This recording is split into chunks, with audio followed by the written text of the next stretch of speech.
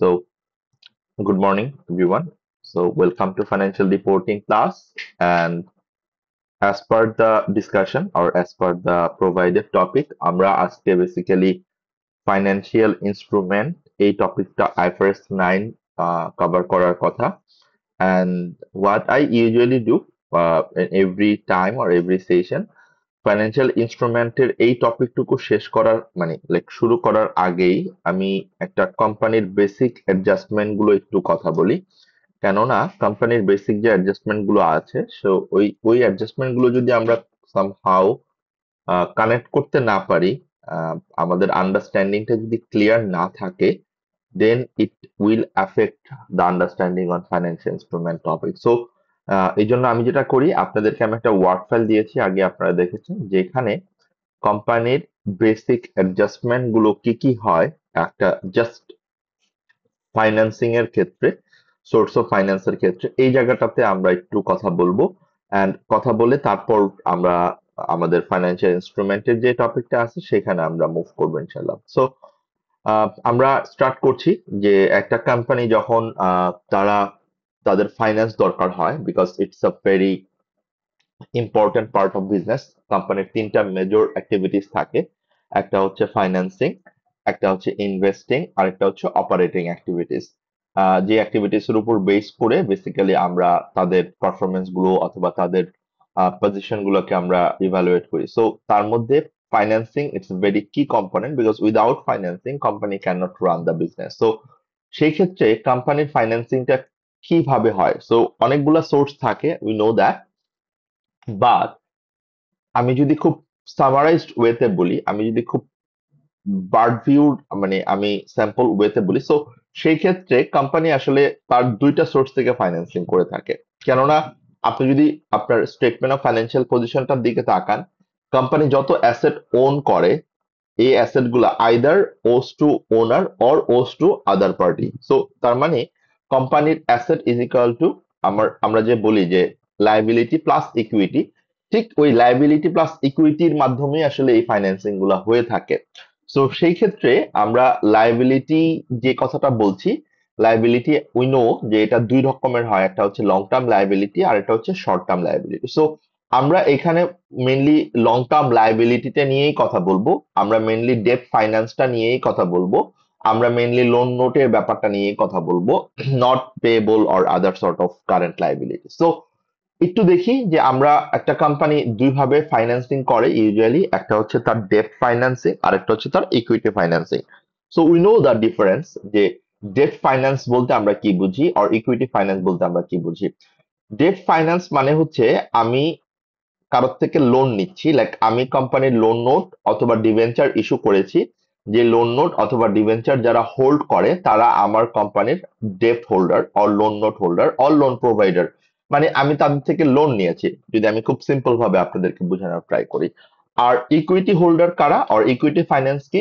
আমি আমার কোম্পানির যে শেয়ার, এই কোম্পানির শেয়ারের একটা পোর্শন আমি তাদের সাথে শেয়ার করছি, লাইক ইকুইটি আমি শেয়ার করছি, তাদেরকেই আমরা বলছি equity holder or share holder. তার মানে আমার কোম্পানির যারা শেয়ার হোল্ডার, আমার কোম্পানিতে যারা শেয়ার ইনভেস্ট করে, আমার কোম্পানি যারা ওন করে, যারা actual owner of the company, তাদেরকে আমরা বলছি ইকুইটি হোল্ডার। তার মানে আমি যদি ডিফারেন্সটা দেখি, ডেট ফাইন্যান্স হচ্ছে যারা বেসিক্যালি আমার লোন প্রোভাইডার, আর ইকুইটি ফাইন্যান্স মানে হচ্ছে যারা আমার কোম্পানির শেয়ার হোল্ডার, যাদেরকে আমি আমার কোম্পানির শেয়ার ইস্যু করার মাধ্যমে বেসিক্যালি এই ইকুইটি শেয়ার করি তাদের সাথে। সো একটা সিম্পল জিনিস যদি আমি এক্সাম্পল বলি, কোম্পানির ডিসিশন মেকিং আর কোম্পানির ভোটিং রাইটস এর ব্যাপারে যদি আমি থাকি, ইকুইটি হোল্ডাররা, তাদেরকে আমরা এই কনসিডারেশনে রাখি, বিকজ কোম্পানির যে কোনো ডিসিশনের ক্ষেত্রে, আমরা কোম্পানির যে কোনো রেজলিউশনের ক্ষেত্রে শেয়ার হোল্ডাররা they get the preference or they get the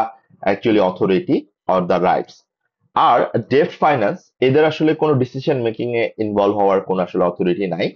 what they get only the interest, fixed amount of interest, এছাড়া আসলে আর তাদের সাথে আমার আর আর আর কোনো লেনা দেনা নাই। সো আমরা তাদের থেকে কিভাবে অ্যারেঞ্জমেন্টটা করি, ডেট ফাইন্যান্সটা অ্যারেঞ্জ করি এমন ভাবে যে আমি সে ফর এক্সাম্পল তার থেকে আমি $1,00,000 লোন নিলাম।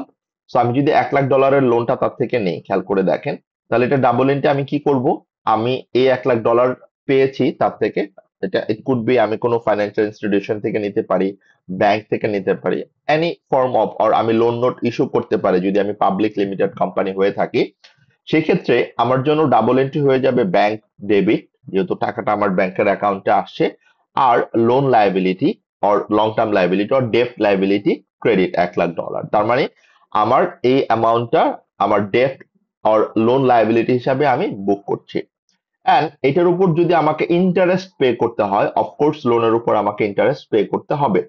তাহলে আমাকে যদি এটার উপর ইন্টারেস্ট অথবা ফাইন্যান্স কস্ট পে করতে হয়, তাহলে আমার জন্য ডাবল এন্ট্রি হয়ে যাবে যে আমি যে ফাইন্যান্স কস্টটা পে করব সেটা আমার জন্য এক্সপেন্স, সেটা আমার জন্য একটা চার্জ। তাহলে interest expense or finance cost debit হবে। অ্যান্ড যদি এটা আমি পে করে ফেলি তাহলে আমার ব্যাংক থেকে চলে যাবে টাকাটা, ব্যাংক ক্রেডিট হবে। আর যদি আমি পে না করি তাহলে এটা আমার ইন্টারেস্ট পেয়েবল হিসাবে থেকে যাবে, কারেন্ট লাইবিলিটি হিসাবে। So that is the thing of debt finance. মানে ডেট ফাইন্যান্সটা হচ্ছে আমরা তিনটা জার্নাল দিব। ফার্স্টে আমি দিব হচ্ছে আমার লোন রিসিভের জার্নাল, আমি যখন লোনটা পাই, লোন টেকিং এর জার্নাল। দেন আমি এন্ট্রি দিব হচ্ছে এটার ইন্টারেস্টের জার্নাল, মানে ইন্টারেস্ট চার্জ করলে তখন আমার আলটিমেটলি ডাবল এন্ট্রি কি হবে।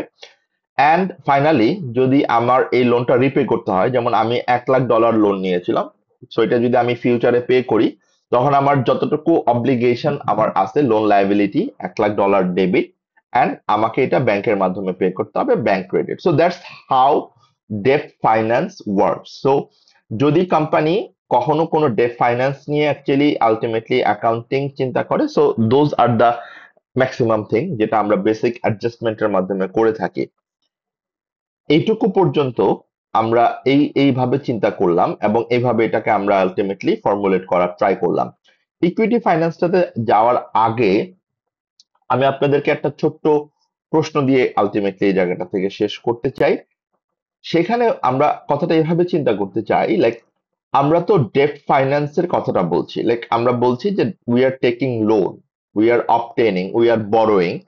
সো এইখানে যদি কোম্পানি লোন না নিয়ে কোম্পানি লোন দেয় কাউকে, কোম্পানি যদি কাউকে লেন্ড করে, কোম্পানি যদি লেন্ডার হয়, তখন এটার সিচুয়েশনটা কি হবে? তখন কি আর কোম্পানির জন্য সেটা লায়াবিলিটি থাকবে, নাকি কোম্পানির জন্য সেটা অ্যাসেট অথবা ইনভেস্টমেন্ট হয়ে যাবে? রাহাত ভাই, রাহাত ভাই শুনতেছেন আমার কথা?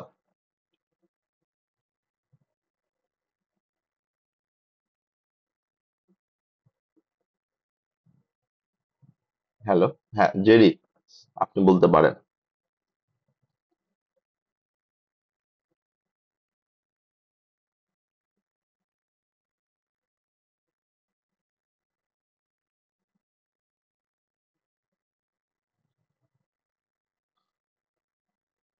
কেউ শুনতে পাচ্ছেন না? রাহাত ভাই কি শুনতে পাচ্ছেন, নাকি আমি, আমার এখানে কোনো সাউন্ড প্রবলেম হচ্ছে?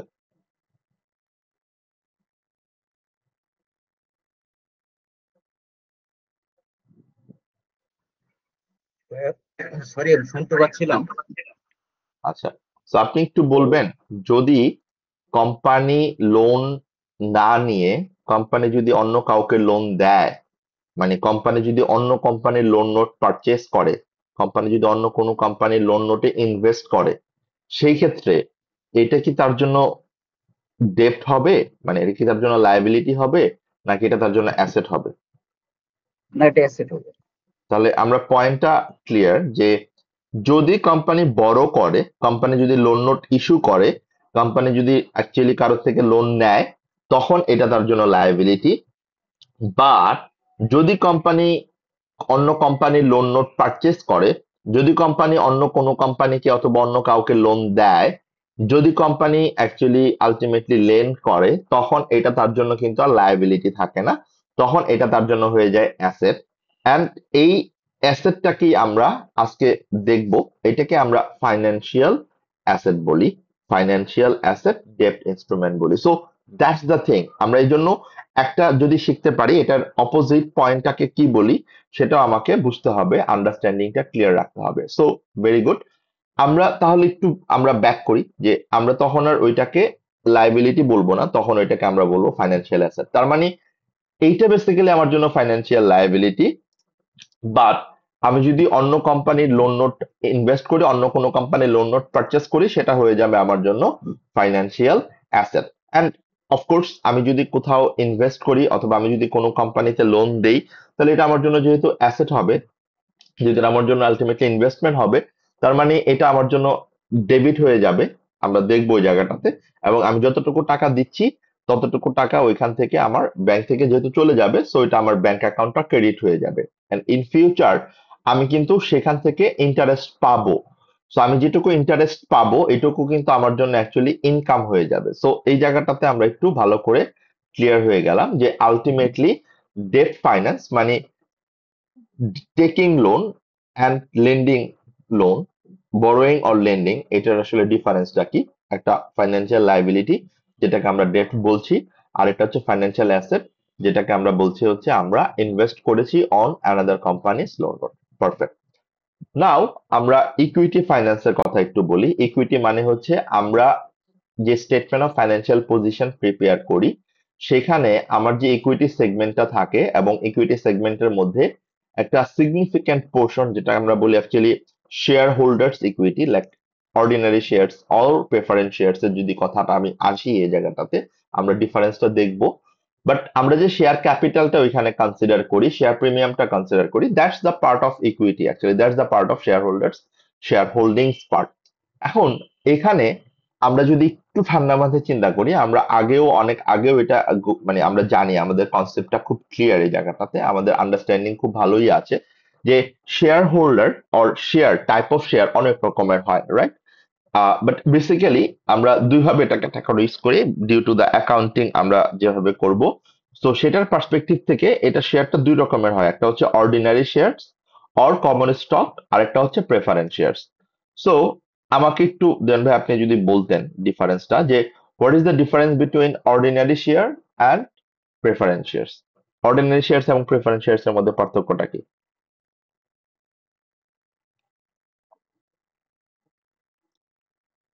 হ্যাঁ, রাহাত ভাই।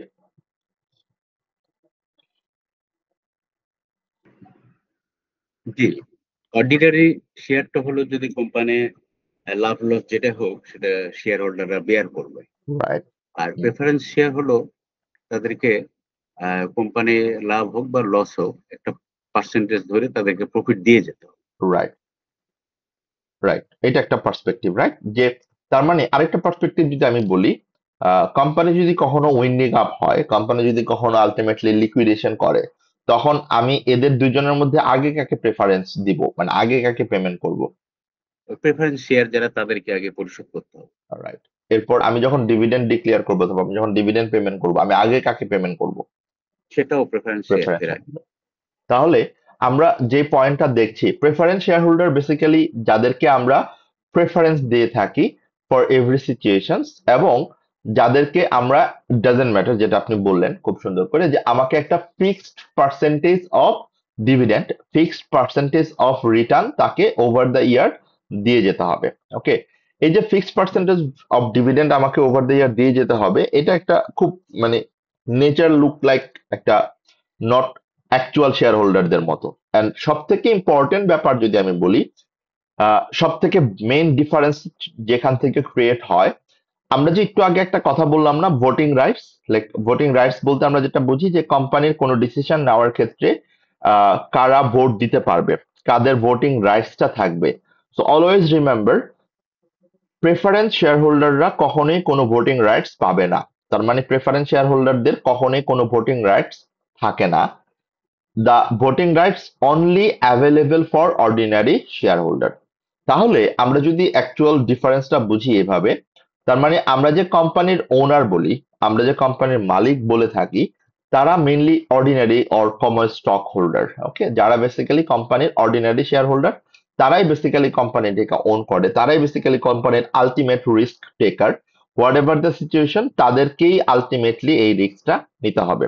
So that's why ordinary share হোল্ডারদেরকেই আমরা অ্যাকচুয়াল ওনার বলে থাকি কোম্পানির ক্ষেত্রে। ওকে, এখন আমরা অর্ডিনারি শেয়ারটা দেখলাম, তার মানে আমরা আগে অর্ডিনারি শেয়ারের অ্যাকাউন্টিং ট্রিটমেন্ট গুলো একটু দেখি। তার মানে আমরা ডিফারেন্স গুলো জানি, অর্ডিনারি শেয়ার এবং প্রেফারেন্স শেয়ার্স এর মধ্যে ডিফারেন্সটা কি।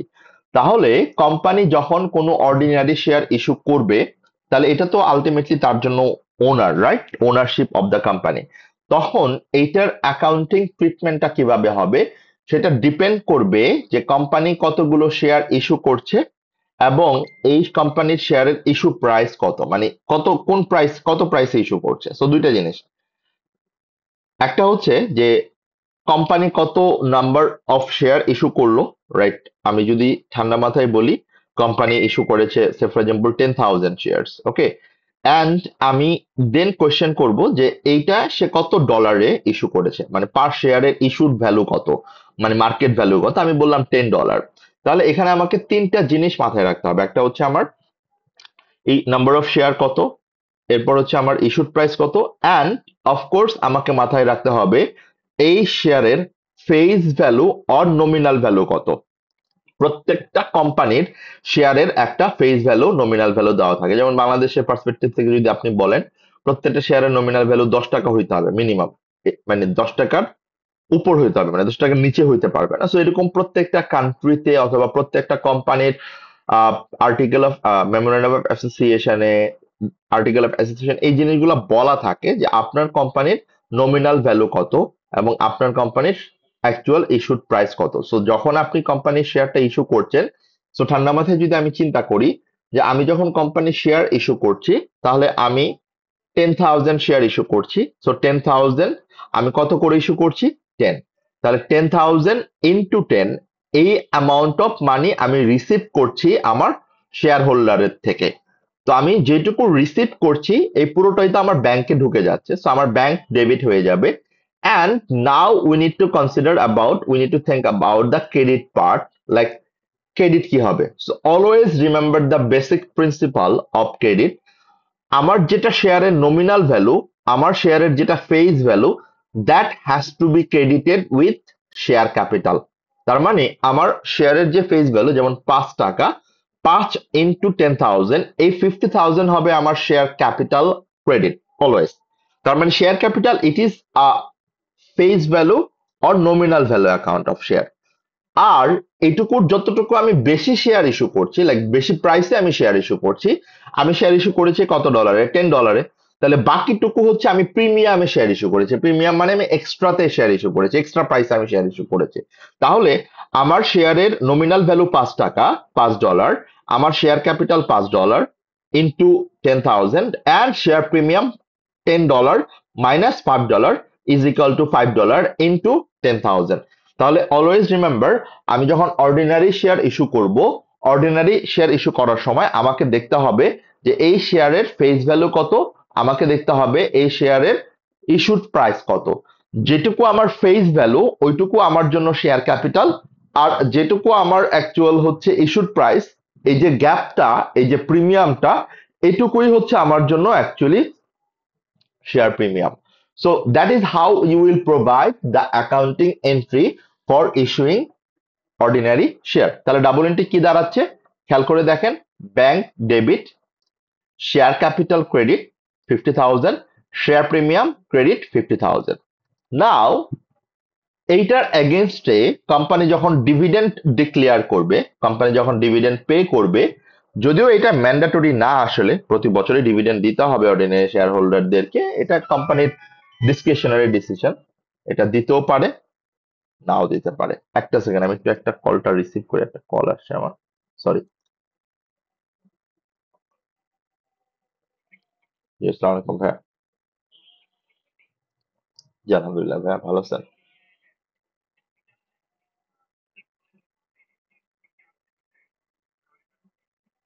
আচ্ছা আচ্ছা, আমি ঠিক আছে।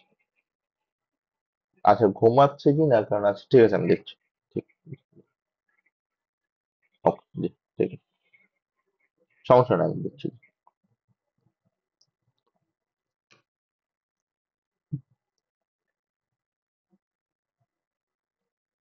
জাস্ট একটা সেকেন্ড, একটা সেকেন্ড, একটা সেকেন্ড।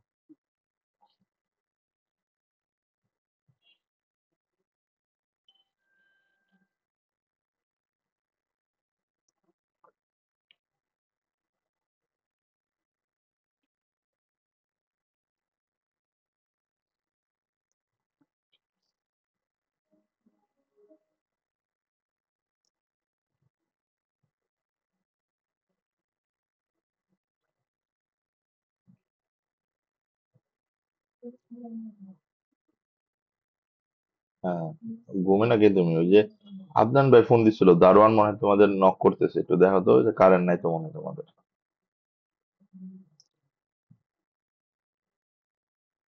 হ্যাঁ, ওই যে করো, ওই দারোয়ান হচ্ছে রিচার্জ করবে আর কি, কার্ডটা দিয়ে দিলে ও রিচার্জ করে টাকা ভরে নিয়ে আসবে, মানে আদনান ভাই বললো যে টাকা দিয়ে দিবে লাগবে। তুমি তো দরজাটা খোলো, যে দারোয়ানের সাথে কথা বলে, লাগলে ওই যে আদনান ভাইয়ের দারোয়ান রে বলো ফোন দিতে। ঠিক আছে? ওই ক্লাসে।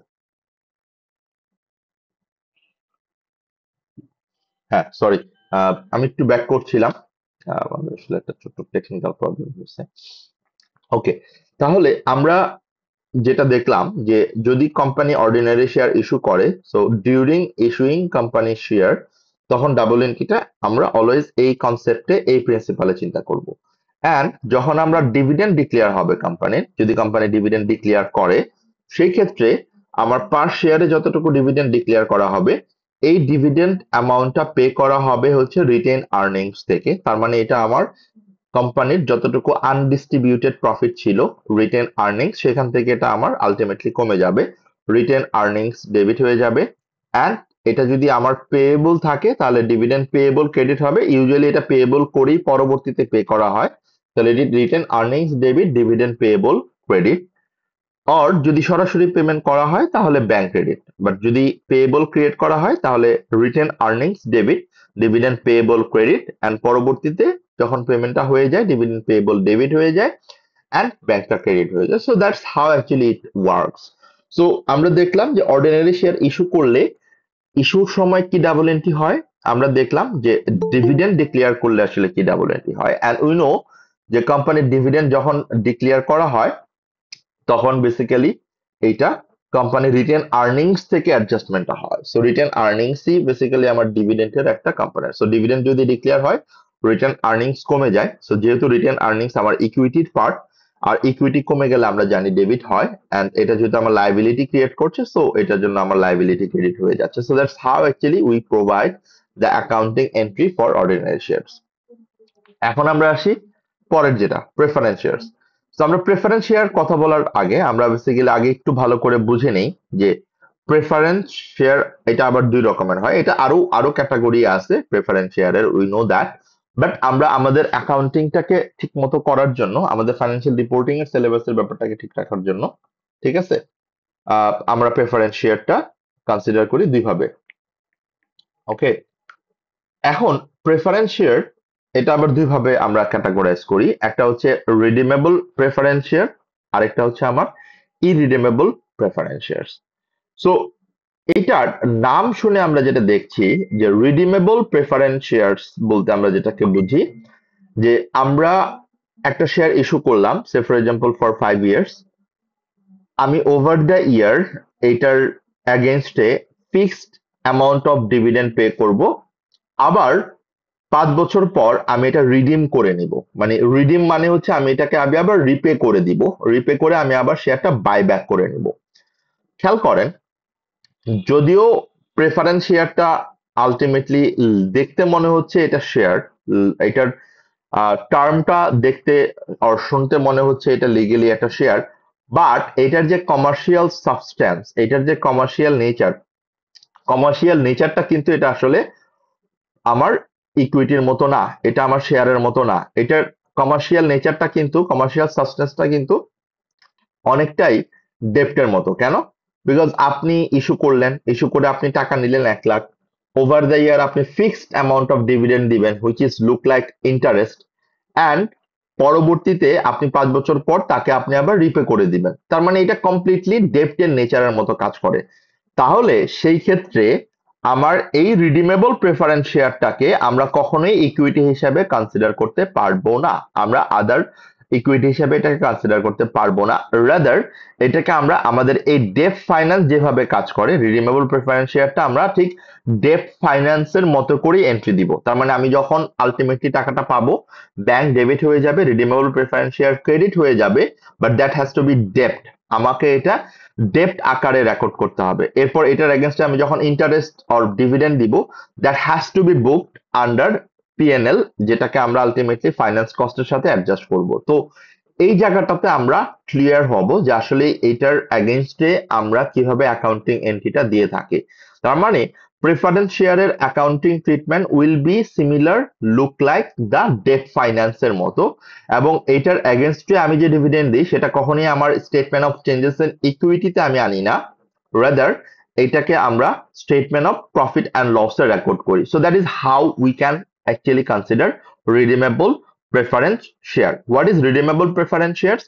আমি আমার যেই শেয়ারটাকে এখন ইস্যু করছি for the time being, for the 5 years or 10 years, and after 5 years or 10 years আমি এইটার অ্যামাউন্টটা রিপে করে তার থেকে আমি আবার শেয়ারটা রিডিম করে নিব, আমি আবার শেয়ারটা রিটার্ন নিয়ে নিব, and over the 5 years or 10 years আমি আমার প্রেফারেন্স শেয়ার হোল্ডারদেরকে ফিক্সড অ্যামাউন্ট অফ আমরা ডিভিডেন্ড দিব। So it looks like a ডেপ্ট। ওকে, সো এই জন্য আমরা এটাকে ডেপ্টের অ্যাকাউন্টিং ট্রিটমেন্ট হিসেবেই প্রোভাইড করে থাকি।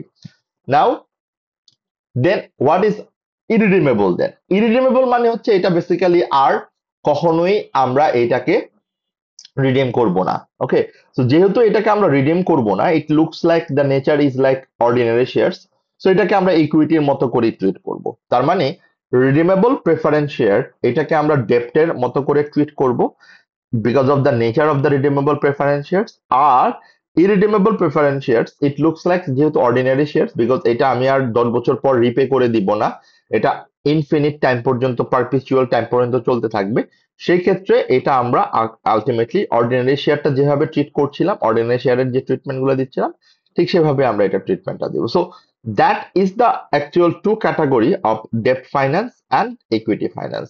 অ্যান্ড ইকুইটি ফাইন্যান্সের আন্ডারে আমরা দুইটা জিনিস দেখলাম, ordinary shares, preference shares. Preference shares এর আন্ডারে আমরা দুইটা ক্যাটাগরি দেখলাম, রিডিমেবল প্রেফারেন্স শেয়ার যেটাকে আমরা ডেপ্ট হিসেবে কনসিডার করব, আর একটা হচ্ছে ইরিডিমেবল প্রেফারেন্স শেয়ার যেটাকে আমরা অর্ডিনারি শেয়ারের মতো করে কনসিডার করব। That's the part of financing for like from new share holder or new share holdings. এখন এটা আমরা নেক্সট কোয়েশ্চেন আমার আপনাদের প্রতি, সেটা হচ্ছে এই যে আমি শেয়ার ইস্যু করলাম এটা আমার জন্য ইকুইটি, দ্যাটস অ্যাবসলিউটলি ফাইন, এটা নিয়ে কোনো সমস্যা নেই। বাট আমি যদি অন্য কোনো কোম্পানির শেয়ারে ইনভেস্ট করি, আমি যদি অন্য কোনো কোম্পানির শেয়ার পারচেস করি, তখন এটা কি হবে অ্যাকচুয়ালি?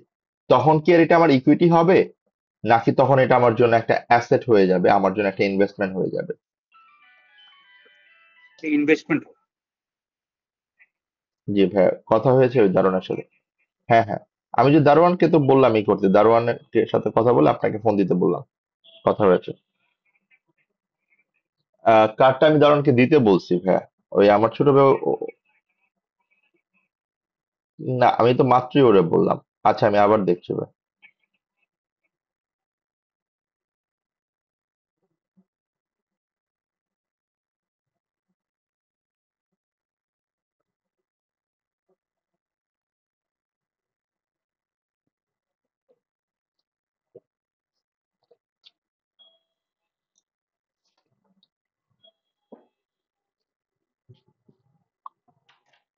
কে আসছে? কই দারোয়ানের সাথে তুমি কথা বলো নাই? আহা, কার্ডটা দারোয়ানটা দিতে বললাম না আমি? আচ্ছা, আমি আদনান ভাইয়ের নাম্বার দিচ্ছি, তুমি ফোন দাও ওনারে।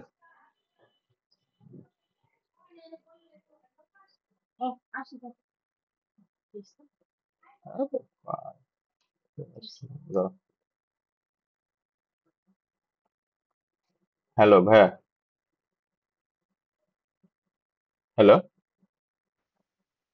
জি, শুনতে পাচ্ছি।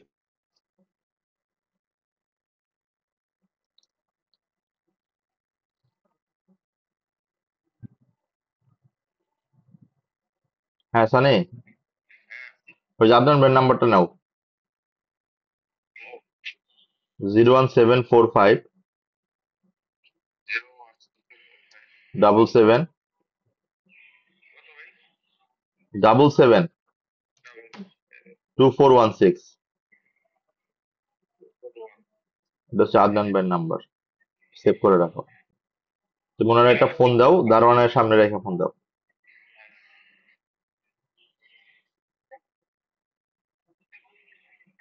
হ্যাঁ ভাইয়া, ওই যে আপনাকে ফোন দিচ্ছে আমার ছোট ভাই।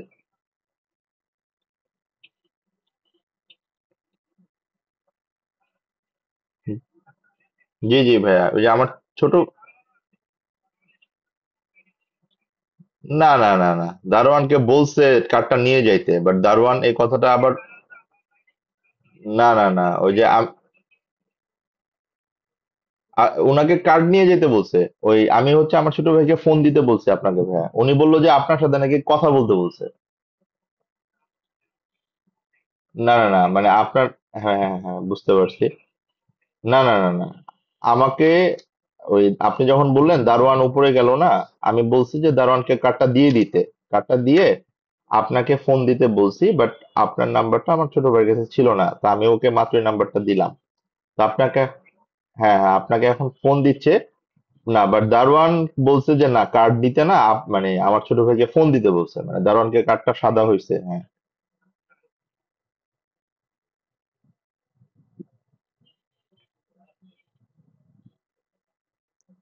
Yeah.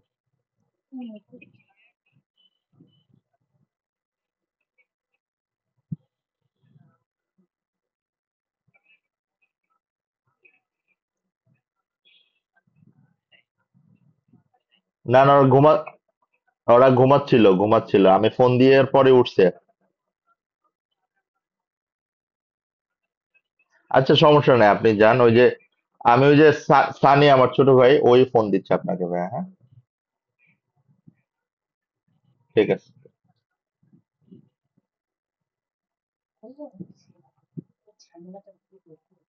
এই যে বের হয়ে গেছে, আমি নাম্বার দিয়ে দিচ্ছি। সানি।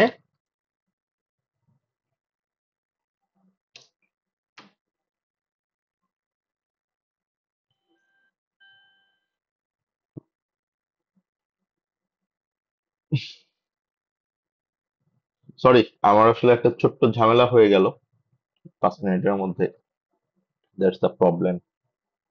ওকে, আমি একটু ব্যাক করি তাহলে। সরি, অলরেডি আমাদের 3-4 মিনিট নষ্ট হয়েছে। সো দারুন ভাই, আমি মনে হয় আমরা একটু রিকল করি যে আমরা যে কথাটা বলছিলাম, যে অর্ডিনারি শেয়ার এবং প্রেফারেন্স শেয়ার অ্যাকাউন্টিং ট্রিটমেন্ট আমরা দেখলাম। নাও একটা কোয়েশ্চেন ছিল আমার, আপনি একটু আমাকে হেল্প করেন রাহাত ভাই। সেটা হচ্ছে যে আমি কোম্পানির শেয়ার ইস্যু করলাম, ইস্যু করার অ্যাকাউন্টিং ট্রিটমেন্ট আমরা দেখলাম, দ্যাটস ফাইন। বাট যদি আমি কোম্পানির শেয়ার ইস্যু না করে আমি যদি অন্য কোনো কোম্পানির শেয়ার পারচেস করি, লাইক আমি যদি অন্য কোনো কোম্পানিতে শেয়ার ইনভেস্ট করি, তখন কি এটা আমার জন্য ইকুইটি হবে? না, এটা আমার অ্যাসেট। তখন এটা আমার জন্য হয়ে যাবে ফাইন্যান্সিয়াল অ্যাসেট। এই ব্যাপারটাই আমরা দেখবো আজকে, যে ফাইন্যান্সিয়াল অ্যাসেট আমরা কখন এটাকে ট্রিট করবো, এবং এটার অ্যাকাউন্টিং ট্রিটমেন্ট আমরা কিভাবে দিব as per IFRS 9। So financial statement বোঝার জন্য আসলে এই অ্যাডজাস্টমেন্ট গুলো আমাদের ক্লিয়ার হয়ে যাওয়াটা খুব ইম্পর্টেন্ট। তাহলে আমরা এই দুটা অলরেডি দেখলাম। আমরা ছোট্ট আরেকটা জিনিস দেখি, তারপর আমরা IFRS 9-এ ব্যাক করবো ইনশাল্লাহ। এবং আপনাদেরকে আমি একটা আর্টিকেল দিয়েছি, সো আই উড রিকমেন্ড আপনারা ওই আর্টিকেলটা একটু বাসায় পড়বেন প্লিজ, জাস্ট টু আন্ডারস্ট্যান্ড যে এক্সামিনার কি কি পয়েন্ট আপনাকে হয়তো বা কোয়েশ্চেন করবে। নাও আমরা যদি একটু দেখি যে কোম্পানি অ্যাকচুয়ালি শেয়ার ইস্যু করার মাধ্যমে আমরা কিভাবে অ্যাকাউন্টিং ট্রিটমেন্ট গুলো দেই। বাট আরেকটা পয়েন্ট আছে, সেটা হচ্ছে যদি কোম্পানি তার এক্সিস্টিং শেয়ার হোল্ডারদেরকে শেয়ার ইস্যু করে, লাইক যদি তার কোম্পানির এক্সিস্টিং শেয়ার হোল্ডারদেরকে সে তার রাইট ইস্যু অথবা বোনাস শেয়ার ইস্যু করে, তখন আমরা এটাকে কিভাবে ট্রিট করব। সো একটু ভালো করে দেখি যে যদি কোম্পানির শেয়ার হোল্ডারদেরকে সে রাইট শেয়ার ইস্যু করে, তখন এটার অ্যাকাউন্টিং ট্রিটমেন্ট কি হবে। অ্যান্ড দেন যদি কোম্পানির কোনো এক্সিস্টিং শেয়ার হোল্ডারদেরকে বোনাস শেয়ার ইস্যু করে, সেটার অ্যাকাউন্টিং ট্রিটমেন্ট কি হবে। এখানে একটা পয়েন্ট আমরা ক্লিয়ার, এটা হচ্ছে আমি এই শেয়ারগুলো ইস্যু করছি to my existing share holders. খেয়াল করে দেখেন, আমরা এই শেয়ারগুলো ইস্যু করছি to my existing share holders. তার মানে আমার এক্সিস্টিং শেয়ার হোল্ডারদেরকে শেয়ার ইস্যু করলে ট্রিটমেন্ট কি হয়, সেটাই হচ্ছে আমার এখনকার কনসেপ্ট, সেটাই হচ্ছে আমার এখনকার টপিক। যদি আমি এক্সিস্টিং শেয়ার হোল্ডারদেরকে শেয়ার ইস্যু করি, তখন আমাকে এটা ক্যাটাগরি বুঝতে হবে যে আমি কি রাইট শেয়ার ইস্যু করছি নাকি আমি বোনাস শেয়ার ইস্যু করছি। তো যদি রাইট শেয়ার ইস্যু হয়, তাহলে এটা ট্রিটমেন্টটা কি হবে, আর যদি বোনাস শেয়ার ইস্যু হয়, তাহলে এটা ট্রিটমেন্টটা কি হবে। সো এটা বোঝার জন্য আমাকে আগে তাহলে রাইট শেয়ার কি, বোনাস শেয়ার কি, সেটা বুঝতে হবে। ওকে। এখন রাইট শেয়ার, এটার মানে হচ্ছে like it it it looks like similar normal of share, মানে এটা নর্মাল নর্মাল শেয়ার ইস্যু করার মতোই, বাট এখানে আমরা যেটা করে থাকি, এখানে শেয়ার হোল্ডারদেরকে একটা প্রিএমশন রাইট, একটা এক্সট্রা রাইটস দেওয়া হয় two avail the share price, two avail the share at the lower price. মানে হচ্ছে ধরেন আমি আমার এক্সিস্টিং শেয়ার হোল্ডারদেরকে একটু জাস্ট তাদের কনফিডেন্সটা গ্রো করার জন্য, তাদের পজিটিভনেসটা একটু ইনক্রিজ করার জন্য আমি বললাম যে আমার শেয়ারের মার্কেট ভ্যালু হচ্ছে say for example $10, and face value হচ্ছে আমার $5।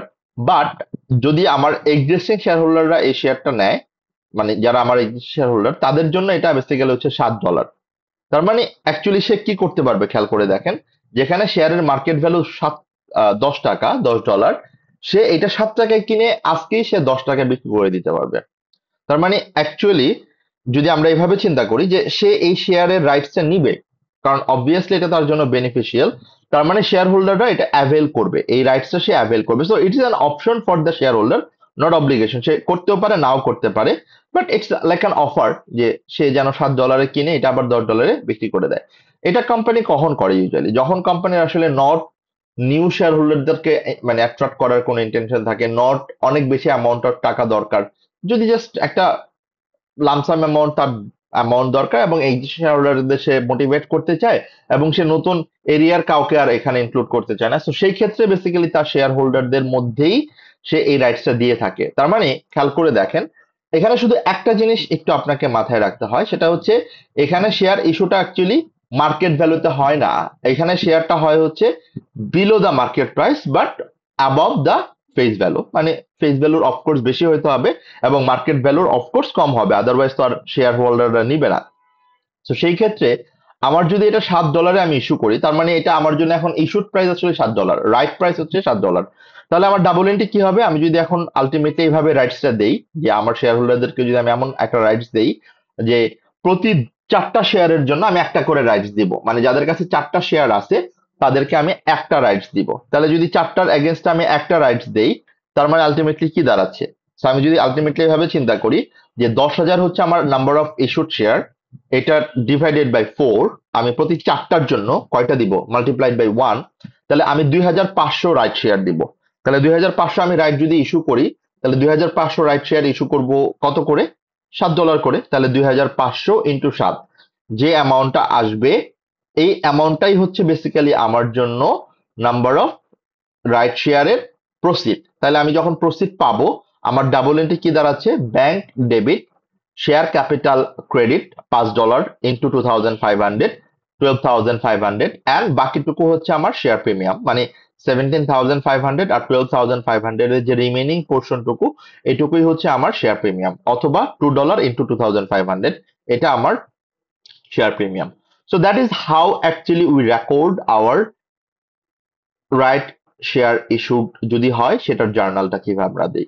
সো আমরা রাইট শেয়ার ইস্যু করলে জার্নালটা খুব simple, bank debit as it is, share capital credit, share premium credit, just what you need to identify যে আমরা এখানে কতটুকু রাইট ইস্যু করছি, মানে আমার কতটুকু number of right share issue করা হচ্ছে। সো এতটুকু আমরা জাস্ট জানলেই হচ্ছে, that's it. Now come to the bonus share. Bonus শেয়ারটা কি, বোনাস শেয়ার এটা আপনি নামটা শুনেই মনে হচ্ছে যে এটা আমরা শেয়ার হোল্ডারদেরকে আসলে বোনাস দিব, মানে লাইক আমরা আসলে শেয়ার হোল্ডারদের কাছ থেকে কোনো টাকা নিব না। তার মানে দুইটার ডিফারেন্সটা হচ্ছে রাইট শেয়ারের এগেনস্টে আমরা ক্যাশ পাই, বাট বোনাস শেয়ারের এগেনস্টে আমরা কোনো ক্যাশ রিসিভ করি না। তার মানে বোনাস শেয়ার ইস্যু করলে আমার ব্যাংকে কোনো হিট করবে না, ব্যাংক অ্যাকাউন্টের কোনো কাজ নাই, রিফ্লেকশন নাই, এইটার রিফ্লেকশন পড়বে অনলি মাই ইকুইটি অ্যাকাউন্ট গুলাতে। তাহলে আমরা যখন বোনাস শেয়ার দিব, এটা আমরা কেন দিই, অনেক সময় আমি শেয়ার হোল্ডারদেরকে ফ্রি অফ কস্টে শেয়ার ইস্যু করি। সো এটাকে বেসিক্যালি আমরা ফ্রি অফ কস্ট বলি না, মানে এটাকে যদিও ফ্রি অফ কস্ট বলি, আমরা বোনাসটা ইস্যু করি mainly or mostly for the script dividend. মানে আমরা যখন কোনো শেয়ার হোল্ডারদেরকে ডিভিডেন্ড দেওয়ার জন্য সাফিসিয়েন্ট ক্যাশ ব্যালেন্স না থাকে, ক্যাশ ব্যালেন্স না থাকাতে আমরা যেটা করি, আমরা তাকে ইনস্টেড অফ ক্যাশ ডিভিডেন্ড আমরা তাদেরকে স্ক্রিপ ডিভিডেন্ড দিই। স্ক্রিপ ডিভিডেন্ডটাকে আমরা বলছি যে বোনাস শেয়ার আমরা ইস্যু করি তাদের জন্য। সো আমি যখন বোনাস শেয়ারটা ইস্যু করি, সো যদি বোনাস শেয়ারটা স্ক্রিপ ডিভিডেন্ড আকারে আমি ইস্যু করি, তখন আমার ডাবল এন্ট্রি খুব সিম্পল, মানে হচ্ছে আমার যেহেতু শেয়ার ইস্যু হচ্ছে তাহলে এটার জন্য আমার শেয়ার ক্যাপিটাল বাড়বে, এন্ড যতটুকু শেয়ার ইস্যু হচ্ছে এটার অ্যামাউন্টটা আমি আগে নিব রিটেন আর্নিংস থেকে, এন্ড যদি রিটেন আর্নিংস আমার সাফিসিয়েন্ট ব্যালেন্স না থাকে দেন আমি অ্যামাউন্ট নিব শেয়ার প্রিমিয়াম ব্যালেন্স থেকে। তার মানে আমার ডাবল এন্ট্রি দাঁড়াবে হচ্ছে written earnings or share premium debit, share capital credit. খেয়াল করে দেখবেন ডাবল এন্ট্রি অর জার্নাল এন্ট্রির মধ্যে কোথাও কিন্তু আমার ব্যাংক ডেবিট হওয়া নাই, কারণ এখানে আমার কোনো ব্যাংকের সাথে লেনা দেনা নাই, এটার জন্য আমি কোনো টাকা পাচ্ছি না।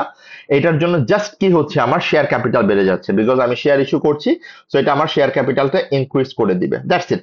ওকে, এখন আমরা মোটামুটি ভাবে দেখলাম যে রাইট এবং বোনাস শেয়ারের অ্যাকাউন্টিং এন্ট্রি গুলা কিভাবে আমরা দিব। এই পর্যন্ত আমরা যতটুকু দেখলাম, মানে জাস্ট জাস্ট ওভারঅল যতটুকু দেখলাম, এর মধ্যে আপনাদের কোনো কনফিউশন, কোনো কোয়েশ্চেন্স যদি থাকে আমাকে একটু কাইন্ডলি বলেন, আমি দ্রুত একটা সামারি দিয়ে আমাদের আইএফআরএস 9 এ চলে যাব ইনশাল্লাহ, যদি কারো কোনো কোয়েশ্চেন্স কনফিউশন থাকে প্লিজ।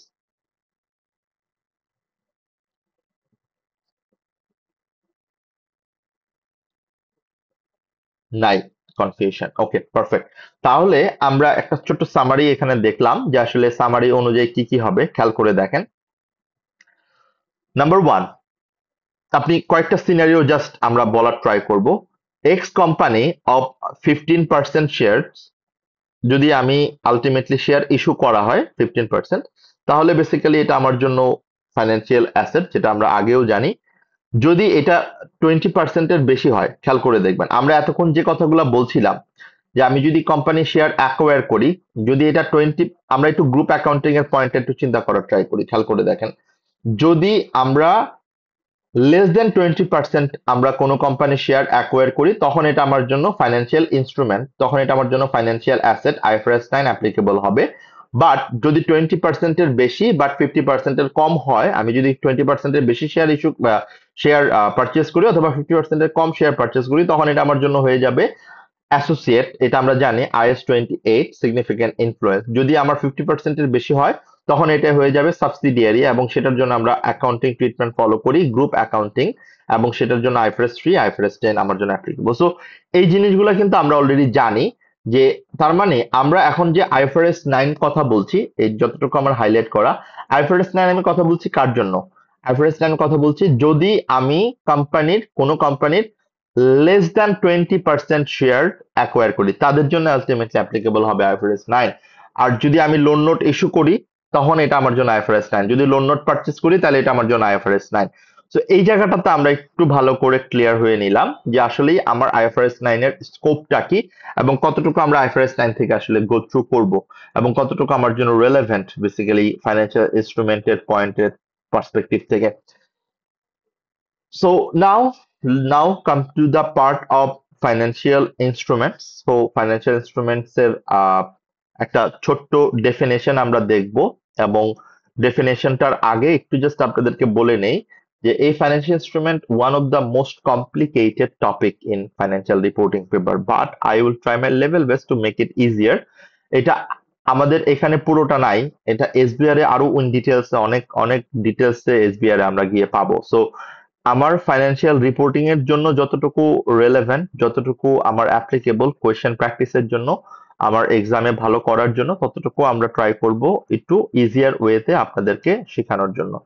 অ্যান্ড আরেকটা পয়েন্ট হচ্ছে এই ফাইন্যান্সিয়াল ইনস্ট্রুমেন্টের জন্য রেলেভেন্ট অনেকগুলো অ্যাকাউন্টিং স্ট্যান্ডার্ড আছে, বাট আমাদের জন্য যেমন IAS 39 এটা ছিল, সো আমাদের এটা এখন রিপ্লেস হয়ে যাচ্ছে। সো আমরা তিনটা রেলেভেন্ট অ্যাকাউন্টিং স্ট্যান্ডার্ড নিয়ে কথা বলবো, তার মধ্যে আমাদের ফাইন্যান্সিয়াল রিপোর্টিং এর জন্য আইফআরএস 9 এইটুকু আমার জন্য অ্যাকচুয়ালি সিলেবাসের অ্যাপ্লিকেবল পার্ট। যেমন আরো আছে ডিসক্লোজারস, ডেফিনেশনস, এগুলো আমরা এসবিআর এ গিয়ে আরো ডিটেলসে আলাদা আলাদা করে স্ট্যান্ডার্ড অনুযায়ী দেখবো। But before starting financial instrument, before starting IFRS 9, আপনারা একটু কষ্ট করে যতটুকু রেড মার্কের এইখানে অ্যামাউন্ট টেক্সটটা লেখা আছে এটা একটু আপনারা পড়ে দেখেন যে আসলে আপনি কি কি বলা হচ্ছে এখানে। দেখেন, ফাইন্যান্সিয়াল ইনস্ট্রুমেন্ট আমি যেটা বললাম আপনাকে, one of the complicated topic ever. এবং আপনারা অনেকেই যারা ব্যাংকের জিনিসপত্র দেখেন অথবা ব্যাংকের সাথে যে জিনিসগুলা ইমপ্লিমেন্ট হয়, আপনারা একটা জিনিস দেখবেন যে ব্যাংক অলরেডি কিন্তু বাংলাদেশ ব্যাংক থেকে একটা গাইডেন্স দিয়ে দিয়েছে যে আইএফআরএস 9 সব জায়গায় ফলো করতে হবে। এই জিনিসগুলো কিন্তু আপনারা অলরেডি বিভিন্ন জায়গায় দেখেন, বিভিন্ন জায়গায় দেখার সুযোগ হয়। সো এই জায়গাটা খেয়াল করেন ও কি বলার ট্রাই করছে যে যদি এসএসসি এর ক্যান্ডিডেট যারা FR candidate they find it complex. কেন? কারণ কমপ্লেক্স আসলেই complex. There is a well-known quote from the previous chair of ISB who said, if you understand this, you haven't read it properly. মানে যদি তুমি বুঝে যাও তাহলে আসলে ঠিকমতো পড়ো নাই। সো অ্যাকচুয়ালি এটা ট্রু, খুবই কমপ্লিকেটেড, খুবই সিরিয়াসলি এটা আমাকে মাথায় নিতে হবে এবং খুবই খুবই অ্যাটেন্টিভ হয়ে আমাকে এটা পড়তে হবে। সো অ্যাটেনশনটা খুব ডিটেলস দরকার আমাদের জন্য। ওকে, সো আমরা এখন আসি যে আসলে আমার এই ডেফিনেশনটাকে কিভাবে সিম্পল করা যায় এবং আমার ফাইন্যান্সিয়াল রিপোর্টিং পেপারের জন্য কতটুকু ফাইন্যান্সিয়াল ইনস্ট্রুমেন্ট আমার জন্য রেলেভেন্ট। ফার্স্টে আমরা ডেফিনেশন দিয়ে শুরু করি। সো ডেফিনেশনটা একটু ভালো করে মনে রাখার ট্রাই করি। ফাইন্যান্সিয়াল ইনস্ট্রুমেন্ট এটা একটা কন্ট্রাক্ট, এটা একটা contract between two parties. Okay, এটা একটা contract between two parties, two companies or two entity, যেটা একটা পার্টির জন্য অ্যারাইজ করবে, একটা এন্টিটির জন্য অ্যারাইজ করবে ফাইন্যান্সিয়াল অ্যাসেট, অ্যান্ড আরেকটা এন্টিটির জন্য অ্যারাইজ করবে ফাইন্যান্সিয়াল লায়াবিলিটি অর ইকুইটি। আমি আবারও ডেফিনেশনটা বলছি।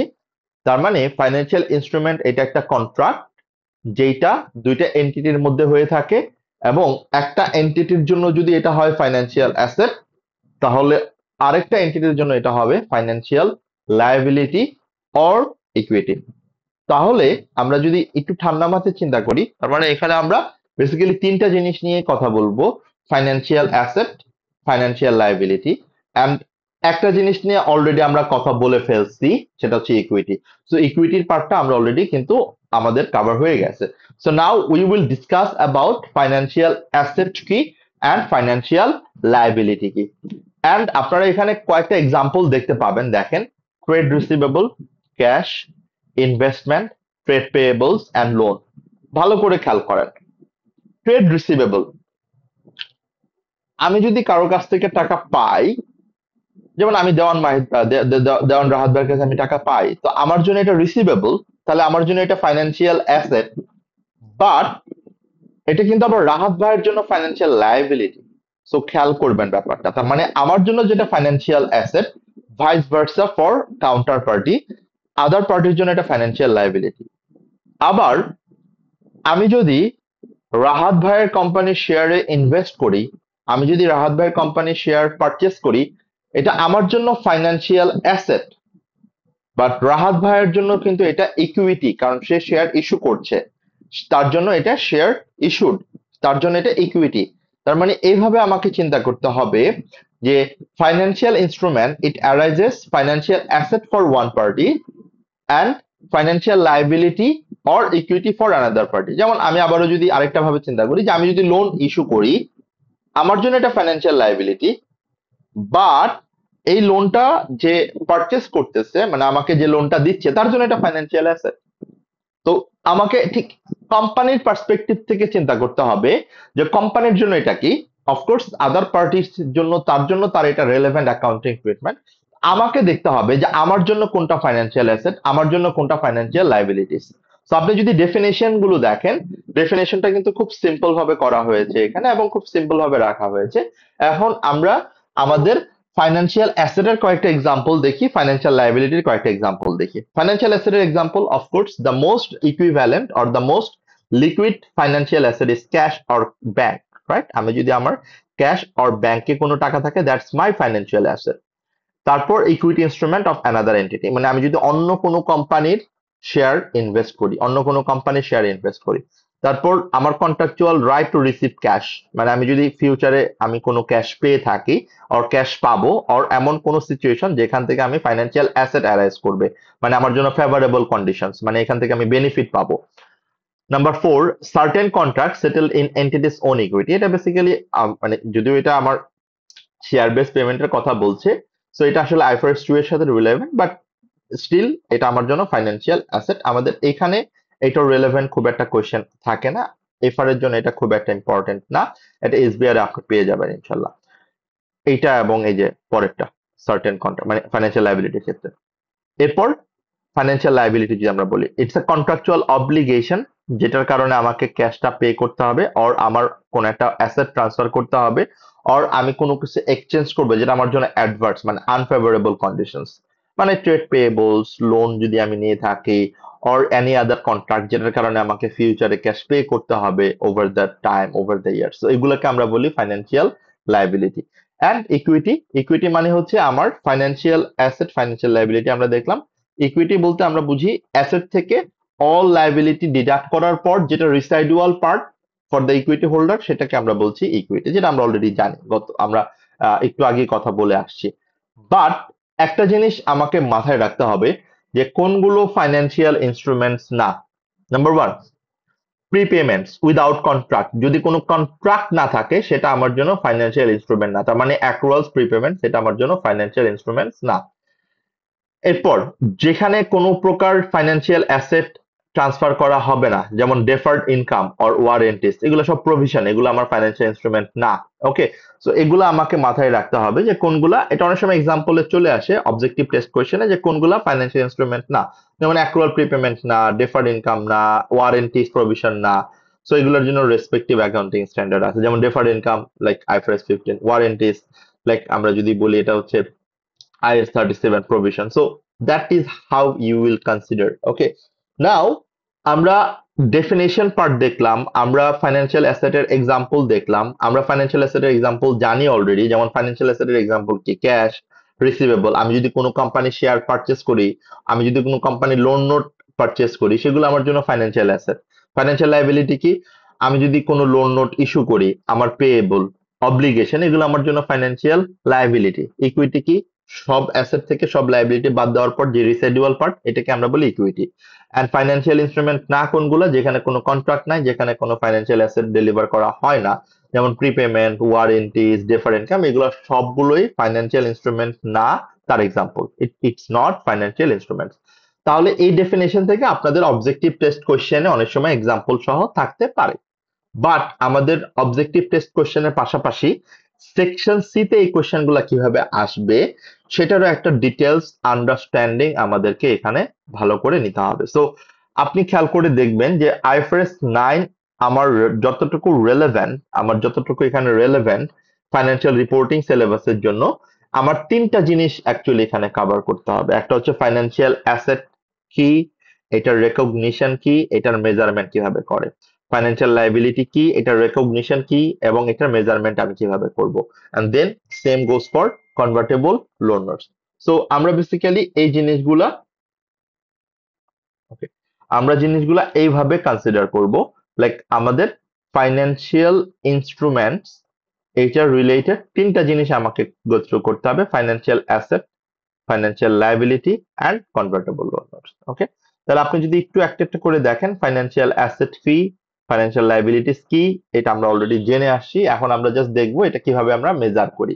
নাও অ্যাট এন্ড অফ দা, যেটা আমরা আজকে কভার করবো না, আমরা নেক্সট ক্লাসে কভার করবো ইনশাল্লাহ, what is the feature of convertible loan notes and how to record, how to recognize convertible loan notes. Okay, now এখানে একটা গুড নিউজ আমাদের বলা আছে, সেটা হচ্ছে the good news is whatever the category the financial liability or financial asset falls into, যেটা ক্যাটাগরিতেই পড়ুক না কেন, we always recognize it at fair value initially। তার মানে আমরা যেই ইনস্ট্রুমেন্ট তিনটা দেখলাম, মানে যে যে তিনটা ক্যাটাগরি দেখলাম আমার সিলেবাসের জন্য রেলেভেন্ট, এই প্রত্যেকটা আইটেম ইনিশিয়ালি আমরা অলওয়েজ মেজার করব কোন ভ্যালুতে, ইনিশিয়ালি আমরা অলওয়েজ মেজার করব ফেয়ার ভ্যালুতে। সো এই জিনিসটা আপনাদের একটু জানাটা ইম্পর্টেন্ট, এই জিনিসটা আপনাদের আইডেন্টিফাই করাটা ইম্পর্টেন্ট। কেননা আমি যদি ঠান্ডা মাথায় আপনাদেরকে বলি, প্রপার্টি, প্ল্যান্ট অ্যান্ড ইকুইপমেন্ট আমরা ইনিশিয়ালি মেজার করি কোন ভ্যালুতে, কস্টে। আমরা যদি বলি ইনভেস্টমেন্ট প্রপার্টি, কস্টে। ইনটেনজিবল অ্যাসেট, কস্টে। তার মানে এখানে কোন অ্যাকাউন্টিং স্ট্যান্ডার্ড গুলো আমরা কোন ভ্যালুতে ইনিশিয়ালি মেজার করব সেটা আমার জন্য খুব ইম্পর্টেন্ট। তাহলে আইএফআরএস 9 আমি যত রকমের ইনস্ট্রুমেন্ট মেজার করব, তাহলে অলওয়েজ ইনিশিয়ালি আমরা কোন ভ্যালুতে মেজার করব, অলওয়েজ আমরা মেজার করব ফেয়ার ভ্যালুতে। অ্যান্ড দ্য ইন্টারেস্টিং পার্ট আপনাদের জন্য, এই ফেয়ার ভ্যালুটা আপনাদের কোয়েশ্চেনে দেওয়া থাকবে। মানে বেসিক্যালি ফেয়ার ভ্যালু ক্যালকুলেটটা আলাদা করে করতে হবে না, বাট যদি ও বা ক্যালকুলেট করতে হয় আমি আপনাকে বলে দিচ্ছি যে এখানে ফেয়ার ভ্যালু বলতে আমরা কি বুঝাচ্ছি। ওকে, ফেয়ার ভ্যালু বলতে আমরা যেটাকে বুঝাচ্ছি, লাইক আপনি যদি কোনো লোন নোট ইস্যু করেন, খেয়াল করেন, আপনি যদি কোনো লোন নোট ইস্যু করেন, এখানে আপনার রেলেভেন্ট ক্যাশ ফ্লো কি? রেলেভেন্ট ক্যাশ ফ্লো মানে হচ্ছে আপনি ইনিশিয়ালি এটার এগেনস্টে একটা অ্যামাউন্ট পাবেন, এটা আপনার জন্য relevant cash flow. But relevant cash outflow গুলা কি কি? আপনাকে প্রতি বছর একটা ইন্টারেস্ট পে করতে হবে, রাইট? আপনাকে প্রতি বছর একটা ইন্টারেস্ট পে করতে হবে।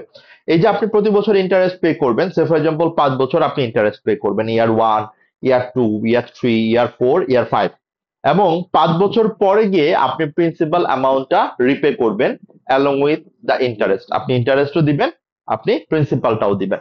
তাহলে এখানে প্রশ্ন আসে, এই যে আমার প্রতি বছর যে ইন্টারেস্টটা আমি দিব এবং এন্ড অফ ইয়ার 5 আমি যে প্রিন্সিপাল অ্যামাউন্টটা রিপে করব, এইটার ফেয়ার ভ্যালু কত? Right, that is the question. এইটার ফেয়ার ভ্যালু হচ্ছে এই যে আমি প্রতি বছর ইন্টারেস্ট পে করব এবং অ্যাট এন্ড অফ ইয়ার 5 আমি যেই প্রিন্সিপালটা পে করব, এই সবগুলোর প্রেজেন্ট ভ্যালুটাকেই আমরা বলছি, এই সবগুলোর আজকের যে প্রেজেন্ট ভ্যালু, ডিসকাউন্টেড ভ্যালুটাকে আমরা বলছি ফেয়ার ভ্যালু। তার মানে আমরা একটু ঠান্ডা মাথায় যদি বলি যে আমার what is fair value, fair value মানে হচ্ছে এখানে আমরা যে ফেয়ার ভ্যালু বলতে যেটা বুঝাচ্ছি আইফারএস 9-এ, it is present value of all future relevant cash flow. আমার ফিউচার যত রেলেভেন্ট ক্যাশ ফ্লো আছে সেটার প্রেজেন্ট ভ্যালুটাকেই আমরা মার্কেট ভ্যালু বলছি অর ফেয়ার ভ্যালু বলছি। আমার কথাটা ক্লিয়ার সবাই? রাহাত ভাই, তানভীর ভাই? জি ভাইয়া, বুঝতে পারছি।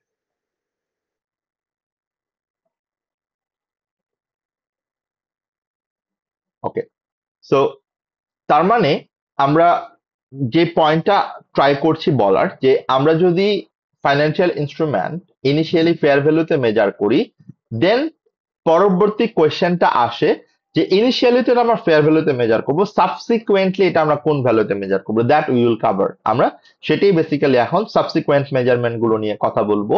And we will start with financial asset. Financial অ্যাসেটের সাবসিকুয়েন্ট মেজারমেন্টটা কি হবে? ওকে, এখন ভালো করে একটু খেয়াল করবেন যে ফাইন্যান্সিয়াল অ্যাসেটের সাবসিকুয়েন্ট মেজারমেন্ট কি হবে, এইটা ডিপেন্ড করবে এটা আমার কি ধরনের financial asset. First of all financial asset কি সেটা আমরা দেখলাম, যেমন ক্যাশ, রিসিভেবল। আমি যদি কোনো কোম্পানির শেয়ারে ইনভেস্ট করি সেটা আমার জন্য ফাইন্যান্সিয়াল অ্যাসেট। আমি যদি কোনো কোম্পানির লোন নোটে ইনভেস্ট করি সেটা আমার জন্য ফাইন্যান্সিয়াল অ্যাসেট। তার মানে এইখানে আমাকে ভালো করে দেখতে হবে যে এই ফাইন্যান্সিয়াল অ্যাসেটটা কি নেচারের, কি টাইপের। এটা কি আমার ইকুইটি ইনভেস্টমেন্ট নাকি এটা আমার ডেপ্ট investment, ডেপ্ট instrument? Now what is equity investment মানে হচ্ছে আমি কি অন্য কোনো কোম্পানির শেয়ারে ইনভেস্ট করলাম নাকি আমি অন্য কোনো কোম্পানির লোন নোটে ইনভেস্ট করলাম, দ্যাটস দ্য ক্লাসিফিকেশন। যদি আমি অন্য কোনো কোম্পানির শেয়ারে ইনভেস্ট করি তাহলে এটা আমার জন্য ইকুইটি ইনভেস্টমেন্ট। আর আমি যদি অন্য কোনো কোম্পানির লোন নোট অথবা বন্ডে ইনভেস্ট করি সেটা আমার জন্য ডেপ্ট ইনস্ট্রুমেন্ট। তার মানে আমাকে আগে এইটা ক্লাসিফাই করতে হবে, এটার উপর বেস করেই বেসিক্যালি আমার এই ক্লাসিফিকেশনটা, এই ক্যাটাগরাইজেশনটা ডিপেন্ড করবে। সাবসিকুয়েন্টলি এটাকে আমরা কোন ভ্যালুতে মেজার করব। ইনিশিয়ালি আমরা ফেয়ার ভ্যালুতে মেজার করব, that we all know, that we all understand, that we discussed just. এখন আমরা ইকুইটি ইনভেস্টমেন্ট যদি হয় সেই ক্ষেত্রে ইকুইটি ইনভেস্টমেন্ট কি সেটা আমরা দেখলাম, যে আমি কোম্পানি এ, আমি কোম্পানি বি এর শেয়ারে ইনভেস্ট করেছি, সেটা আমার জন্য ইকুইটি ইনভেস্টমেন্ট, সেটা আমার জন্য financial asset plus equity investment. আমি কোম্পানি এ, আমি কোম্পানির সি এর ডেপ্টে মানে লোন নোটে ইনভেস্ট করেছি, এটা আমার জন্য ফাইন্যান্সিয়াল অ্যাসেট, বাট এটা আমার জন্য ডেপ্ট ইনস্ট্রুমেন্ট, মানে হচ্ছে আমি আলটিমেটলি এটার এগেনস্টে ইন্টারেস্ট রিসিভ করব এবং 5 বছর পর আমি এটা টাকাটা পেয়ে যাব। So that is how actually it works. তাহলে আমরা ফার্স্টে দেখি যে যদি কোনো কোম্পানি ইকুইটিতে ইনভেস্ট করে, যদি কোনো কোম্পানি ইকুইটি শেয়ার পারচেস করে অফ অ্যানাদার কোম্পানি, তখন এইটার সাবসিকুয়েন্ট মেজারমেন্টটা কি হবে? তাহলে আমার ইকুইটি ইনভেস্টমেন্টের জন্য সাবসিকুয়েন্ট মেজারমেন্টের দুইটা মেথড আছে। কয়টা মেথড? দুইটা মেথড আছে। একটা হচ্ছে fair value through profit or loss, আরেকটা হচ্ছে ফেয়ার ভ্যালু থ্রু ওসিআই। এটার নামটা শুনেই আপনি বুঝতে পারতেছেন যে এখান থেকে যদি কোনো ইনক্রিজ অথবা ডিক্রিজ করে, মানে যদি কোনো গেইন অথবা লস হয়, যদি কোনো মুভমেন্ট হয়, তাহলে এইটা আমরা কোথায় প্রেজেন্ট করব। যেমন আমি যদি কোনো ইকুইটি ইনভেস্টমেন্টকে, ফাইন্যান্সিয়াল অ্যাসেটের ইকুইটি ইনভেস্টমেন্টকে fair value through profit or লসে এটাকে রেকগনাইজ করি, তখন এখান থেকে যত গেইন অর লস হবে আমি এটা কোথায় ট্রান্সফার করব? আমি এটা ট্রান্সফার করব statement of profit or loss. এটা আমরা বুঝতে পারতেছি। আর যদি এটা আমরা ফেয়ার ভ্যালু থ্রু ওসিআই তে মেজার করি, মানে এটাকে যদি আমরা subsequently fair value through OCI তে ক্লাসিফাই করি, তাহলে এইটাও আমরা আলটিমেটলি রেকর্ড করব ওসিআই তে, আদার কম্প্রিহেনসিভ ইনকামে, যেটা আমার রিয়েলাইজড পার্ট না, যেটা আমার আনরিয়েলাইজড পার্ট। সো এই জিনিসটা আমরা জানি, আমরা বুঝতে পারতেছি।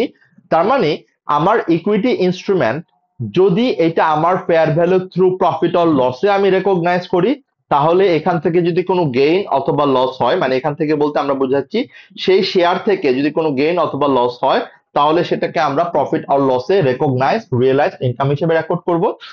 আর যদি এটা আমার ফেয়ার ভ্যালু থ্রু ওসিআই তে আমি রিয়েলাইজ করি, যদি আমি ফেয়ার ভ্যালু থ্রু ওসিআই তে এটাকে আমরা রেকগনাইজ করি, তখন এখান থেকে যদি কোনো গেইন অথবা লস হয়, যেই শেয়ারের গেইন অথবা লস এটা আমার জন্য অ্যাকচুয়ালি আনরিয়েলাইজড ইনকাম, এই আনরিয়েলাইজড ইনকামটা আমরা আদার কম্প্রিহেনসিভ ইনকামে রেকর্ড করব। That's the part, that's the thing. Now the question is, or the question might ask, আমি কি এটা চুজ করতে পারবো যে আমি কোনটাতে যাব? আমি চুজ করতে পারবো based on the nature, but আমি চুজ করতে পারবো মাত্র একবার, অনলি ওয়ান আপফ্রন্ট। তার মানে এটা আমার ইন বিটুইন আর ইন্টারচেঞ্জ করা যাবে না, মানে আমি যে রোড অ্যাকচুয়ালি ইউজ করব আমাকে ওই রোডটাই ফলো করতে হবে। আমি মাঝখান থেকে কখনো এটা ইন্টারচেঞ্জ করতে পারবো না যে আমি এই বছর এটাকে ফেয়ার ভ্যালু থ্রু প্রফিট আর লসে করলাম, পরের বছর এটাকে আমরা ফেয়ার ভ্যালু থ্রু ওসিআই তে করবো, আবার এই বছর আমি ফেয়ার ভ্যালু থ্রু ওসিআই তে করলাম, 3 বছর পরে এটাকে আমরা ফেয়ার ভ্যালু থ্রু প্রফিট আর লসে রাখবো না। We can not do that, this is prohibited. তার মানে আমি যেটাই চুজ করি, আমি যেই ওয়েটাই চুজ করি, আমাকে এটা এখনই ডিসাইড করতে হবে during ক্লাসিফাইং, during investing on the shares.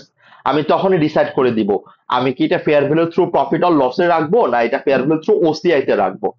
এবং এটা কমপ্লিটলি ডিপেন্ড করবে আপনার পারপাসের উপর, কোম্পানির ম্যানেজমেন্টের পারপাসের উপর।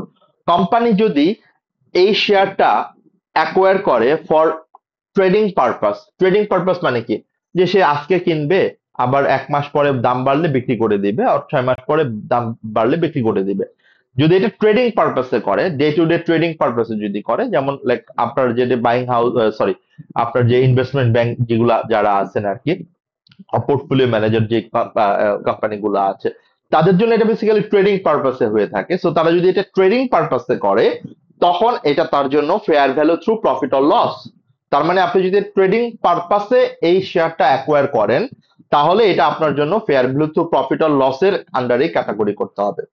বাট আপনি যদি এটাকে লং টার্ম হোল্ডিং করার পারপাসে ইনভেস্ট করেন, যে আপনি 10 বছর 20 বছর এটাকে ধরে রাখবেন, 10 বছর পরে এটা আপনি যখন আলটিমেটলি এটা আপনার টাইম চলে আসবে আপনি সেল করে দিবেন, এইটাকে যদি এরকম লং টার্ম হোল্ডিং পারপাসে আপনি অ্যাকোয়ার করেন কোনো শেয়ার, সেটাকে আপনার ফেয়ার ভ্যালু থ্রু ওসিআই তেই রিয়েলাইজ করতে হবে, ফেয়ার ভ্যালু থ্রু ওসিআই তেই রেকগনাইজ করতে হবে।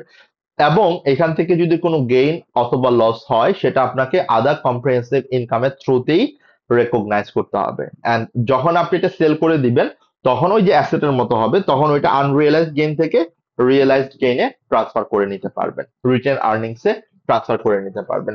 So that is the part of equity investment. তার মানে যদি আমার এটা ইকুইটি ইনভেস্টমেন্ট হয়, তখন আমি এটাকে দুইভাবে রেকগনাইজ করতে পারবো, either fair value through profit or loss, or fair value through OCI. But এটা ডিপেন্ড করবে আমি এটার কোন অবজেক্টিভটা ফলো করছি, আমি কি এটা আলটিমেটলি ট্রেডিং পারপাসে করছি।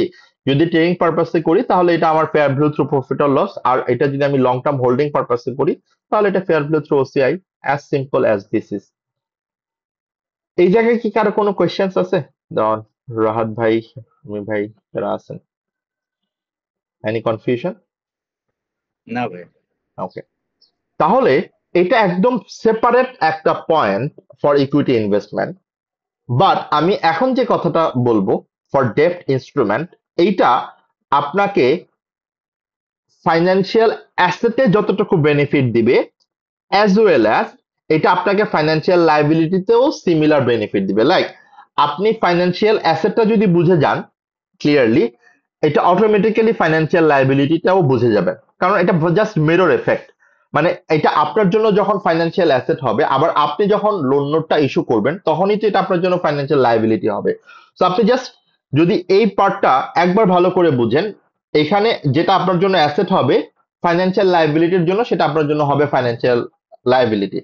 এখানে আপনার যখন ইনকাম হবে ফাইন্যান্সিয়াল লাইবিলিটি যখন আমরা করব, তখন সেটা আপনার জন্য হয়ে যাবে এক্সপেন্স। সো জাস্ট এতটুকুই।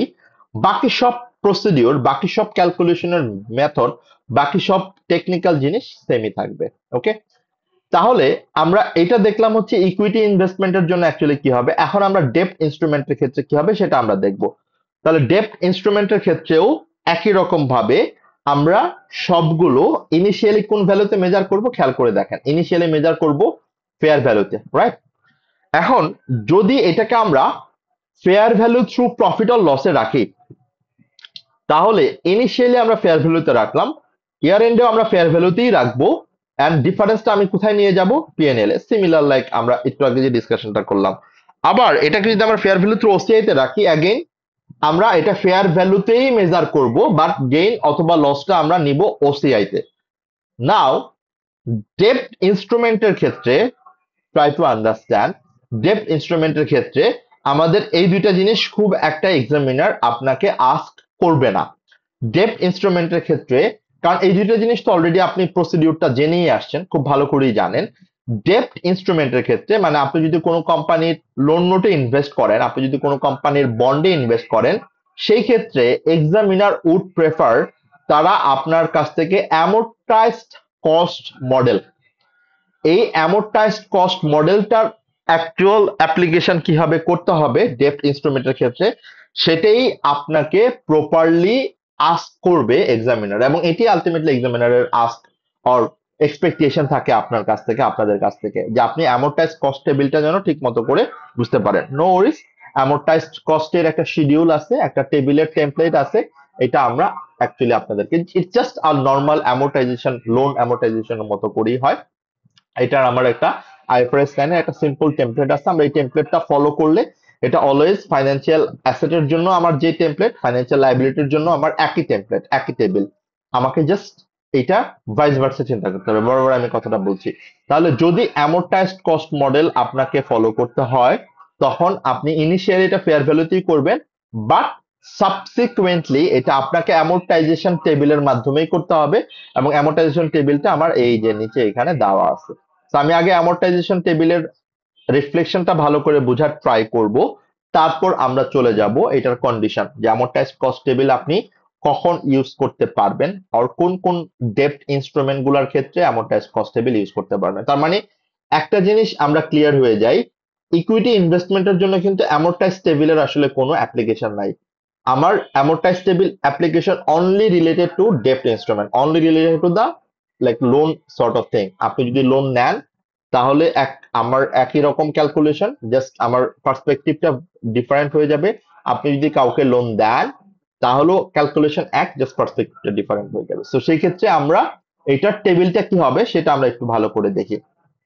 এখানে টোটাল 4টা কলাম আছে, খেয়াল করে দেখেন, টোটাল 4টা কলাম। একটা হচ্ছে opening balance, number 2, basically opening ব্যালেন্সের আগে ইয়ার থাকে যদি আপনারা মাল্টিপল ইয়ারের ক্যালকুলেশন একসাথে করেন, সো ইয়ার দেন ওপেনিং ব্যালেন্স। সো ইয়ারটা তো আর আলাদা করে আসলে ওইরকম রেলেভেন্ট কিছু না, জাস্ট ইয়ার 1, ইয়ার 2, ইয়ার 3, ইয়ার 4 এভাবে আসবে আসলে ব্যাপারটা।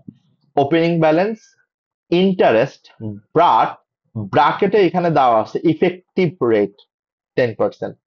এরপর ক্যাশ রিসিপ্ট, যেহেতু আপনি লোন দিয়েছেন তার মানে আপনি ক্যাশটা রিসিভ করবেন, আর যখন আপনি লাইবিলিটি ক্যালকুলেট করবেন তখন এটা হয়ে যাবে ক্যাশ পেমেন্ট 8%।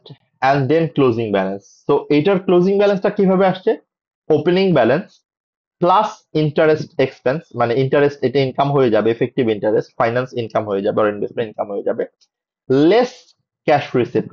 তার মানে opening balance plus interest less cash receipt is equal to closing balance. খেয়াল করে দেখেন 100 প্লাস 10 110 মাইনাস 8, 110 থেকে 8 বাদ দিলে 102। এই যে ক্লোজিং ব্যালেন্স, এটি আমার পরবর্তী বছরের জন্য হয়ে যাবে opening balance. Then same effective interest cash receipt closing balance.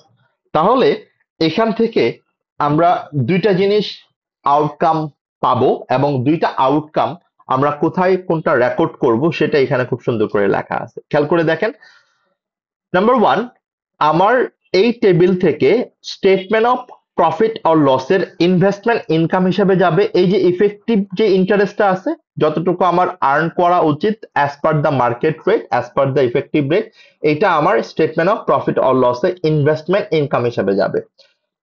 আর ক্লোজিং ব্যালেন্স যতটুকু আমার আসলো, এটা আমার জন্য স্টেটমেন্ট অফ ফাইন্যান্সিয়াল পজিশনে ফাইন্যান্সিয়াল অ্যাসেট হিসাবে আমি রেকর্ড করব। তার মানে এখান থেকে আমার দুইটা স্টেটমেন্টের অ্যামাউন্ট আমরা রিফ্লেকশন পেলাম।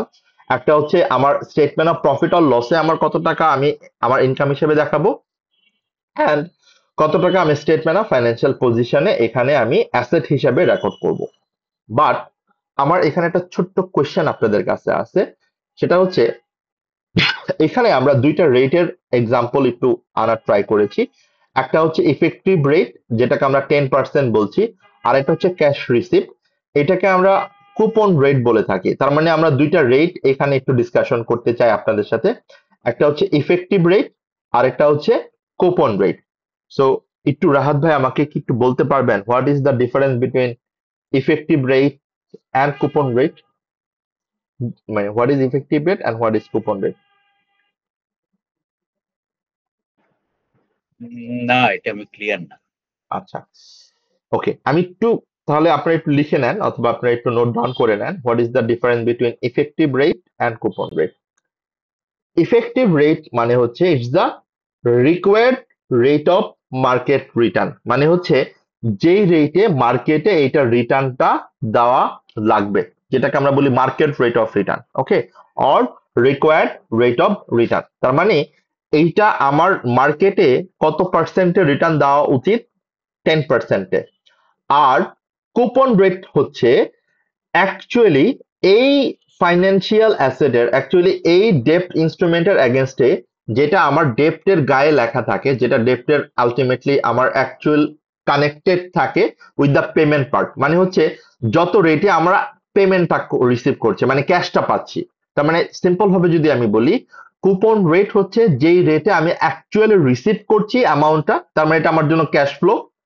আর ইফেক্টিভ রেট হচ্ছে যেই রেটে আমরা বেসিক্যালি পাওয়ার উচিত, মানে মার্কেটে যে রেটটার রিটার্ন অ্যাকচুয়ালি অ্যাভেলেবেল আছে। মানে আমি যদি অন্য কোথাও ইনভেস্ট করি সেক্ষেত্রে আমরা হয়তো বা 10% পাবো, বাট আমি এখান থেকে পাচ্ছি 8%। অফকোর্স এটা আমার ভ্যালুটাকে, ক্লোজিং ব্যালেন্সটাকে ডে বাই ডে বাড়াবে।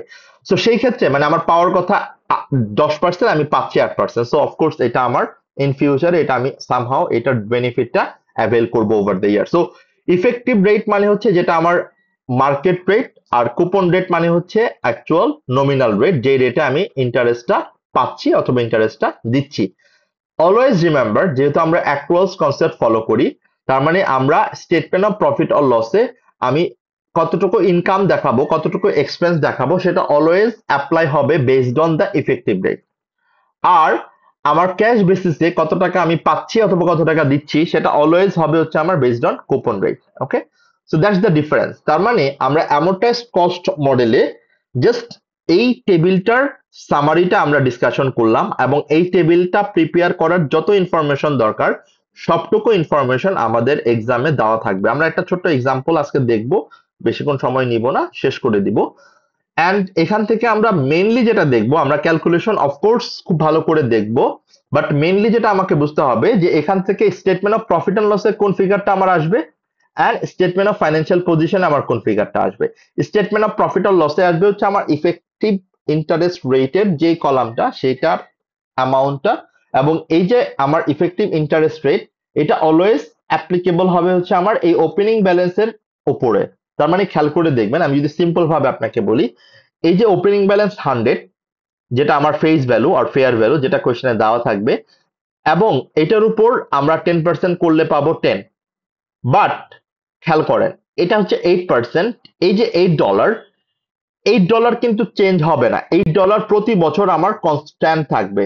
এন্ড এই $8 হবে হচ্ছে আমার নমিনাল ভ্যালুর উপর 8%, মানে $100 উপর 8%। তার মানে এটা প্রতি বছর ইয়ার 1, ইয়ার 2, ইয়ার 3 এটা আমার $8 থাকবে। বাট পরবর্তী বছরে ইফেক্টিভ ইন্টারেস্ট কত হবে খেয়াল করে দেখেন। পরবর্তী বছরের ওপেনিং ব্যালেন্স কত? 102। 102 এর উপর 10% হবে, তার মানে 102 এর 10% যদি হয় 10.2। বাট আমার কুপন রেটটা কিন্তু, যেটা আমরা বললাম, coupon rate remain constant, it doesn't reflect the market situations, right? তার মানে ইফেক্টিভ রেট এটা আমার ইন্টারেস্ট ইনকাম, এটা আমার ইনভেস্টমেন্ট ইনকাম, যেটা আমার স্টেটমেন্ট অফ প্রফিট অর লসে ইনকাম হিসেবে আমি ট্রান্সফার করব। অ্যান্ড ক্লোজিং ব্যালেন্স এটা আমার স্টেটমেন্ট অফ ফাইন্যান্সিয়াল পজিশনের অ্যাসেট হিসেবে আমি ফাইন্যান্সিয়াল অ্যাসেট হিসেবে রেকর্ড করব। That is how amortisation table works. And এই টেবিলটা যদি আপনি একটু ভালো করে মনে রাখতে পারেন, তাহলে এটা আপনাকে ফাইন্যান্সিয়াল লায়াবিলিটিতেও হেল্প করবে, অ্যাজ ওয়েল অ্যাজ আমরা যখন পরবর্তী অ্যাকাউন্টিং স্ট্যান্ডার্ডটা নিয়ে কথা বলবো, IFRS 16 লিজ কন্ট্রাক্ট, সেটাও আপনাকে হেল্প করবে। সো লিজেও আপনি এটার একটা আন্ডারস্ট্যান্ডিং এর অ্যাডভান্টেজ পাবেন, আপনি ফাইন্যান্সিয়াল লায়াবিলিটিতেও অ্যামোর্টাইজ টেবিলের একটা আন্ডারস্ট্যান্ডিং পাবেন। সো আই উড রিকোয়েস্ট আপনি অ্যামোর্টাইজ টেবিলটা খুব ভালো করে অ্যাটলিস্ট আয়ত্ত করে ফেলেন। আপনি জাস্ট টেবিলের কন্টেন্টটা একটু দেখেন, আমার কি কি কম্পোনেন্ট থাকে এবং কোন কম্পোনেন্টটা কিভাবে ক্যালকুলেট হয়। আমি আবার একটু রিকল করি, ওপেনিং ব্যালেন্স যেটা কোশ্চেনে দেওয়া থাকবে, fair value, interest, effective interest যেটা আমার ওপেনিং ব্যালেন্সের উপর হবে পার্সেন্টেজটা, অ্যান্ড ক্যাশ রিসিপ্ট যেটা অলওয়েজ কনস্ট্যান্ট থাকবে আমার নমিনাল ভ্যালুর উপর, যেই কুপন ইন্টারেস্ট রেট এটা কখনোই চেঞ্জ হবে না। Closing balance, is opening balance plus effective interest minus coupon rate is equal to closing balance. এটাই পরবর্তী বছরের জন্য ওপেনিং ব্যালেন্স। অ্যান্ড 102 তার উপরে ইন্টারেস্ট হবে 10%, effective interest 10.2, cash receipt remain same 8, and then closing balance. So that is how it will work every year। এভাবে আমাকে অ্যামোর্টাইজ করতে হবে, অ্যামোর্টাইজেশন টেবিল করতে হবে। এটার একটা এক্সাম্পল আমরা দেখবো, but before going to the example, because এটা অলরেডি ডান এই পর্যন্ত, নাও আমরা ফাইন্যান্সিয়াল লাইক ট্রানজিশন কস্ট যেটা হবে সেটাতে আমরা একটু কথা বলবো। বাট এখানে আমরা জাস্ট সিম্পল ভাবে যদি বলি যে আমি অ্যামোর্টাইজড কস্ট টেবিল কি যে কোনো সিনারিওতে যে কোনো ইনস্ট্রুমেন্টের জন্য ফলো করতে পারবো কিনা, দ্যাটস দ্য বিগ কোয়েশ্চেন। আমরা ফাইন্যান্সিয়াল ইনস্ট্রুমেন্টের ক্ষেত্রে অ্যামোর্টাইজেশন টেবিল তখনই ইউজ করতে পারবো, তখন এটাকে আমরা ইউজ করতে পারবো যখন এটা আমার এই যখনই আমার এই দুইটা ক্রাইটেরিয়া মিট করবে। কি কি? নাম্বার 1, আমার এটার জন্য অবশ্যই বিজনেস মডেল টেস্ট পাস করতে হবে। আর number 2, of course contractual cash flow characteristics test pass করতে হবে। তার মানে আমরা এটা জাস্ট থিওরিটিক্যাল পারপাসে আপনাদেরকে বলছি, বিকজ এক্সামে এটা আপনাকে বলেই দিবে অ্যামোর্টাইজ টেবিল ইউজ করতে হবে। তো এখানে আসলে আলাদা করে আপনাকে জাজমেন্ট অ্যাপ্লাই করতে হবে না এই পেপারে, অ্যাটলিস্ট এটা হয়তো বা আপনি এসবিআর এ গেলে এই জাজমেন্টাল ব্যাপারটা পাবেন। বাট এক্সামিনার আপনাকে অফকোর্স বলে দিবে যে অ্যামোর্টাইজেশন টেবিল অনুযায়ী আপনাকে এটার মেজারমেন্টটা কি হবে। But just for the understanding part, just for the theoretical part, we have to identify what are the two tests to pass for following amortization cost model। amortized cost model follow করতে গেলে আমার দুইটা test pass করতে হবে। Number 1, business model test. Business model test কি? যে আপনার বিজনেসের নেচারটা কি, রাইট? আপনি এটা কিভাবে হেল্প করেন, মানে লাইক এটাকে বলা হয় আপনার হোল্ডিং অবজেক্টিভটা কি, ম্যানেজমেন্টের ইন্টেনশনটা কি এই ইনস্ট্রুমেন্টটাকে হোল্ড করার ব্যাপারে। তো আপনি কি ম্যাচুরিটি ডেট পর্যন্ত হোল্ড করবেন নাকি আপনি এটাকে সেল করে দিবেন, সেটাকে আমরা বলছি বিজনেস মডেল টেস্ট। তাহলে বিজনেস মডেল টেস্টের মেন কনসার্নটা হচ্ছে আপনি ম্যাচুরিটি ডেট পর্যন্ত এটাকে হোল্ড করবেন কিনা, মানে হোল্ড টু ম্যাচুরিটি ডেট, মানে আপনি ম্যাচুরিটি ডেট পর্যন্ত হোল্ড করলেই বেসিক্যালি বিজনেস মডেল টেস্টে আপনি পাস করতেছেন। তাহলে এটা ম্যানেজমেন্টের ইন্টেনশন আছে কিনা ম্যাচুরিটি ডেট পর্যন্ত হোল্ড করার, এটাকে আমরা বলি business model test. And number 2, contractual cash flow characteristics test. আপনি আপনার এই ইনস্ট্রুমেন্ট থেকে ক্যাশ ফ্লোটা কিভাবে পাচ্ছেন, এইটার contractual cash flow characteristics test বলতে আমরা বুঝাচ্ছি আপনি এভরি ইয়ার এটার এগেনস্টে ইন্টারেস্ট পান, and end of year 5 or end of the maturity period আপনি এটার এগেনস্টে প্রিন্সিপাল এবং ইন্টারেস্ট সবই পান।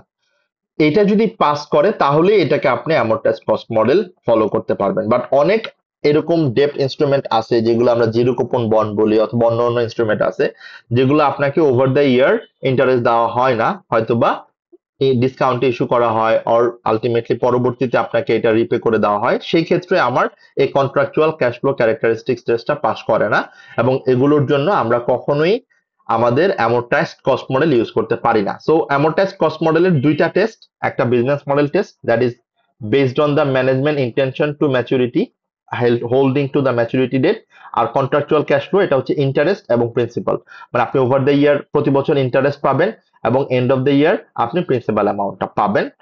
আর যদি আমি ফাইন্যান্সিয়াল লায়াবিলিটি পার্সপেক্টিভ থেকে বলি, ওভার দ্য ইয়ার আপনি ইন্টারেস্ট দিবেন and end of the year 5 আপনি এটার এগেইনস্টে প্রিন্সিপাল অ্যামাউন্টটা পে করবেন।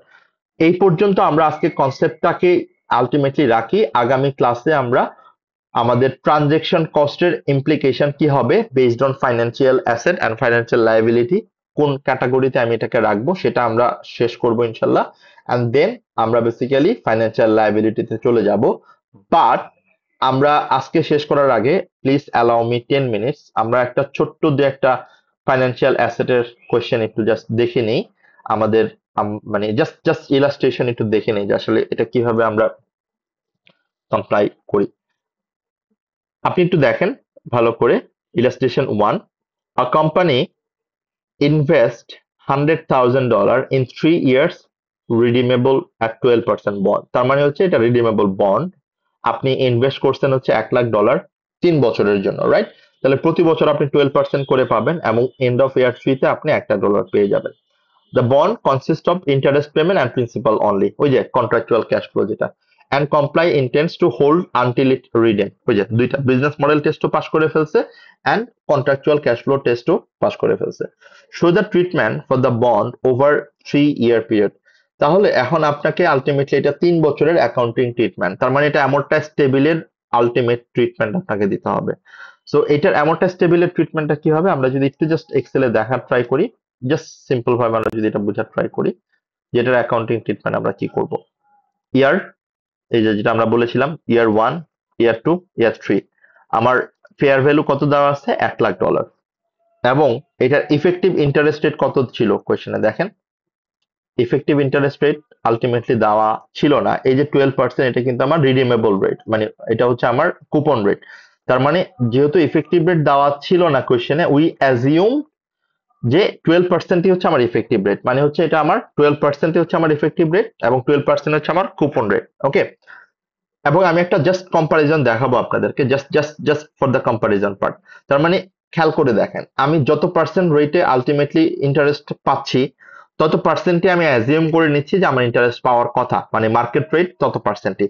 তাহলে এটার ওপেনিং ব্যালেন্স এবং ক্লোজিং ব্যালেন্স মানে ফেয়ার ভ্যালু এবং মার্কেট ভ্যালু দুইটাই সেমই থাকবে, প্রতি বছর সেমই থাকবে, বাট এটা ডিফার করবে তখনই যখনই আমার ইফেক্টিভ রেট এবং কুপন রেটটা ডিফারেন্স হবে। সো আমি ওই জায়গাটার লজিকটা আপনাদেরকে দেখানোর ট্রাই করবো। লেটস সি, খেয়াল করেন তাহলে ইয়ার 1-এ অ্যাকচুয়ালি কি হলো, ইয়ার 1-এ আমার $1,00,000 হচ্ছে আমার ফেয়ার ভ্যালু, এটার উপর আমার কত পার্সেন্ট ইফেক্টিভ রেট হবে 12%, এই যে আমরা সুন্দর করে ফর্মুলা এখানে দিয়েছি, ওপেনিং ব্যালেন্সের উপর 12%, এবং আমার কুপন রেট $1,00,000 উপর 12%, এটা ফিক্স থাকবে, এটা কখনোই চেঞ্জ হবে না।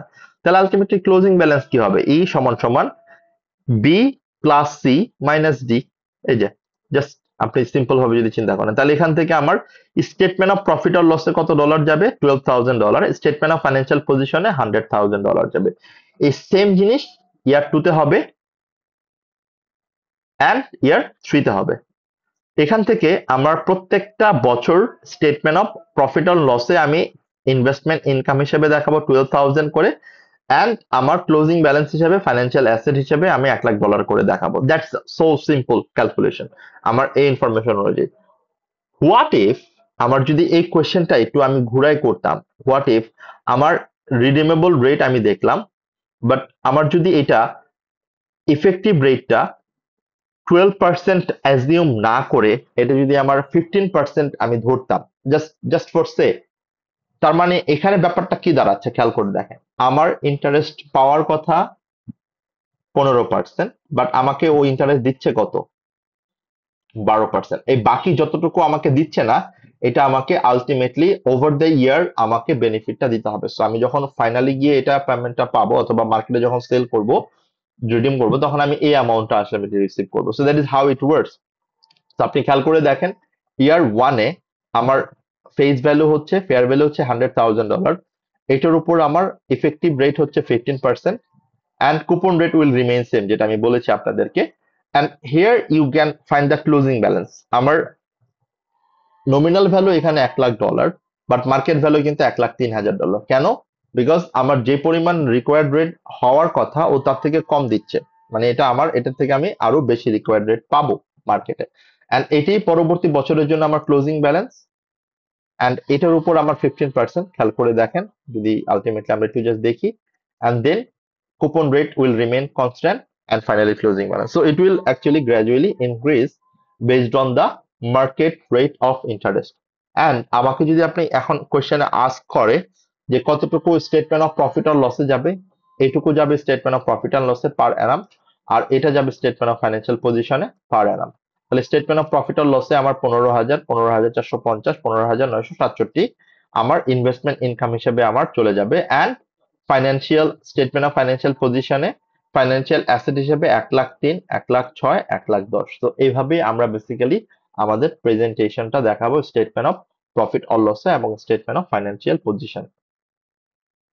ক্লিয়ার দেওয়ান রাহাত ভাই? কিভাবে ক্যালকুলেশনটা করতে হবে to calculate financial asset under amortise table?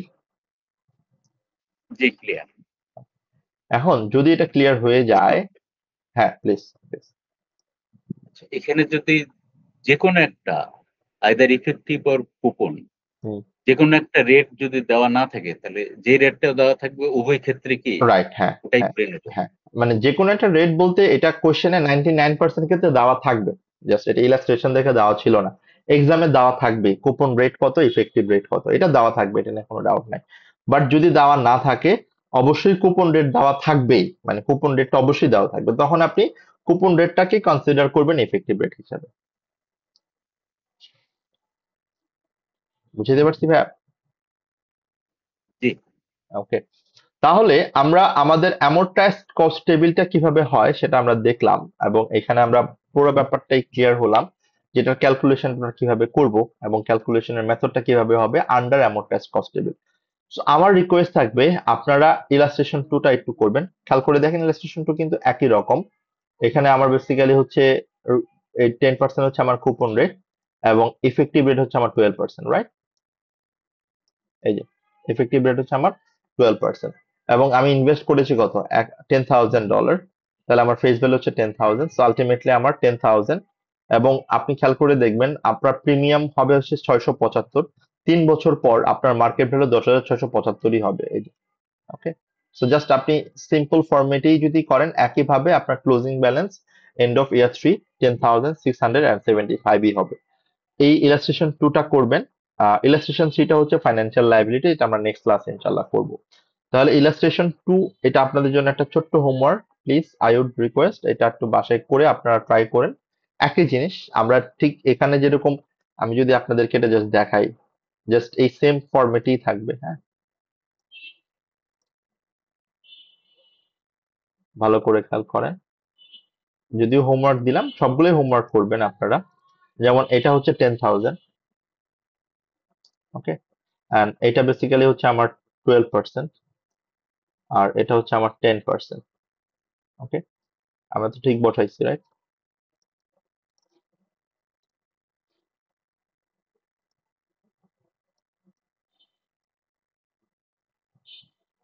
10,000, 10%, 12%, right? তো আমি জাস্ট বোঝানোর জন্য যে এটা যেহেতু 10,000 হয়েছে, তাহলে এটার উপর আলটিমেটলি আমার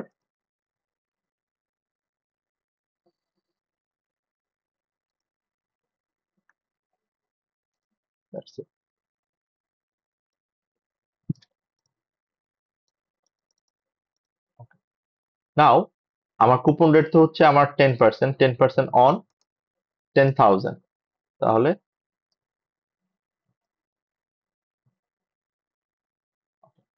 এখন আমরা বলছি যে ই সমান সমান B plus C minus D. খেয়াল করে দেখেন আমার এই যে প্রিমিয়ামে যেটা হবে, রিডিম করবো আমি প্রিমিয়ামে, আমার নমিনাল ভ্যালু কত ছিল 10,000, মানে ফেস ভ্যালু কত ছিল 10,000, এটা আমাকে অ্যাট এন্ড অফ ইয়ার 3 আরো $675 দিতে হবে, মানে আমি আরো $675 পাবো। তার মানে $10,675 হবে at end of year 3 closing balance. এই যে খেয়াল করে দেখেন, জাস্ট এটা আমার হয়তো বা ফ্র্যাকশনাল একটা ছোট গ্যাপের কারণে এটা হয়েছে। সো সিম্পল জিনিস। তার মানে এটা যাবে আমার স্টেটমেন্ট অফ প্রফিট অন লসে, যে আমরা সিম্পল ভাবে বলে থাকি স্টেটমেন্ট অফ প্রফিট অর লসে, আর এটা যাবে হচ্ছে আমার স্টেটমেন্ট অফ ফাইন্যান্সিয়াল পজিশন। আমি জাস্ট আপনাদেরকে এখানে দেখাই দেওয়ার জন্য যে আপনি এক্সেলে যখন করবেন কাজগুলো, আপনার যখন এটা সেকশন সি তে চলে আসবে, আপনার জন্য খুব ইজিয়ার স্প্রেডশিট প্ল্যাটফর্মে এটা খুব সিম্পল ভাবে করা যাবে আপনাদের জন্য। আর যদি এটা আমার সেকশন এ অথবা বি তেও আসে, সেই ক্ষেত্রে আপনি ক্যালকুলেটরে কিভাবে করবেন সেই মেথডটাও আপনি এখান থেকে দেখে নিলেন। যে ক্যালকুলেটরে ক্যালকুলেট করবেন হচ্ছে ওপেনিং ব্যালেন্সের উপর ইফেক্টিভ রেট অ্যাপ্লাই করবেন, then coupon rate always should be applied on the nominal value and nominal rate, and closing balance হচ্ছে আমার opening balance plus 1200 effective rate minus 1000 coupon rate. Simple. So that's how you will calculate your actual amortised cost table. So আমি একটু দেখানোর try করেছি আপনাদেরকে illustration 1 এবং 2 টা। So আমার রিকোয়েস্ট থাকবে ইলাস্ট্রেশন 1 এবং 2 টা বাসায় আপনারা একটু করে আসেন, বাসায় একটু নিজেরা ট্রাই করে আসেন, সো দ্যাট আগামী আমরা যখন ক্লাসে এই ট্রানজেকশন কস্টের ব্যাপারগুলো নিয়ে কথা বলবো, তখন যেন আমরা এই জিনিসটা খুব সুন্দর করে কথাটা বলতে পারি। ওকে, সো আজকের জন্য আমরা এখানেই রাখি, নো প্রবলেম উইথ দ্যাট।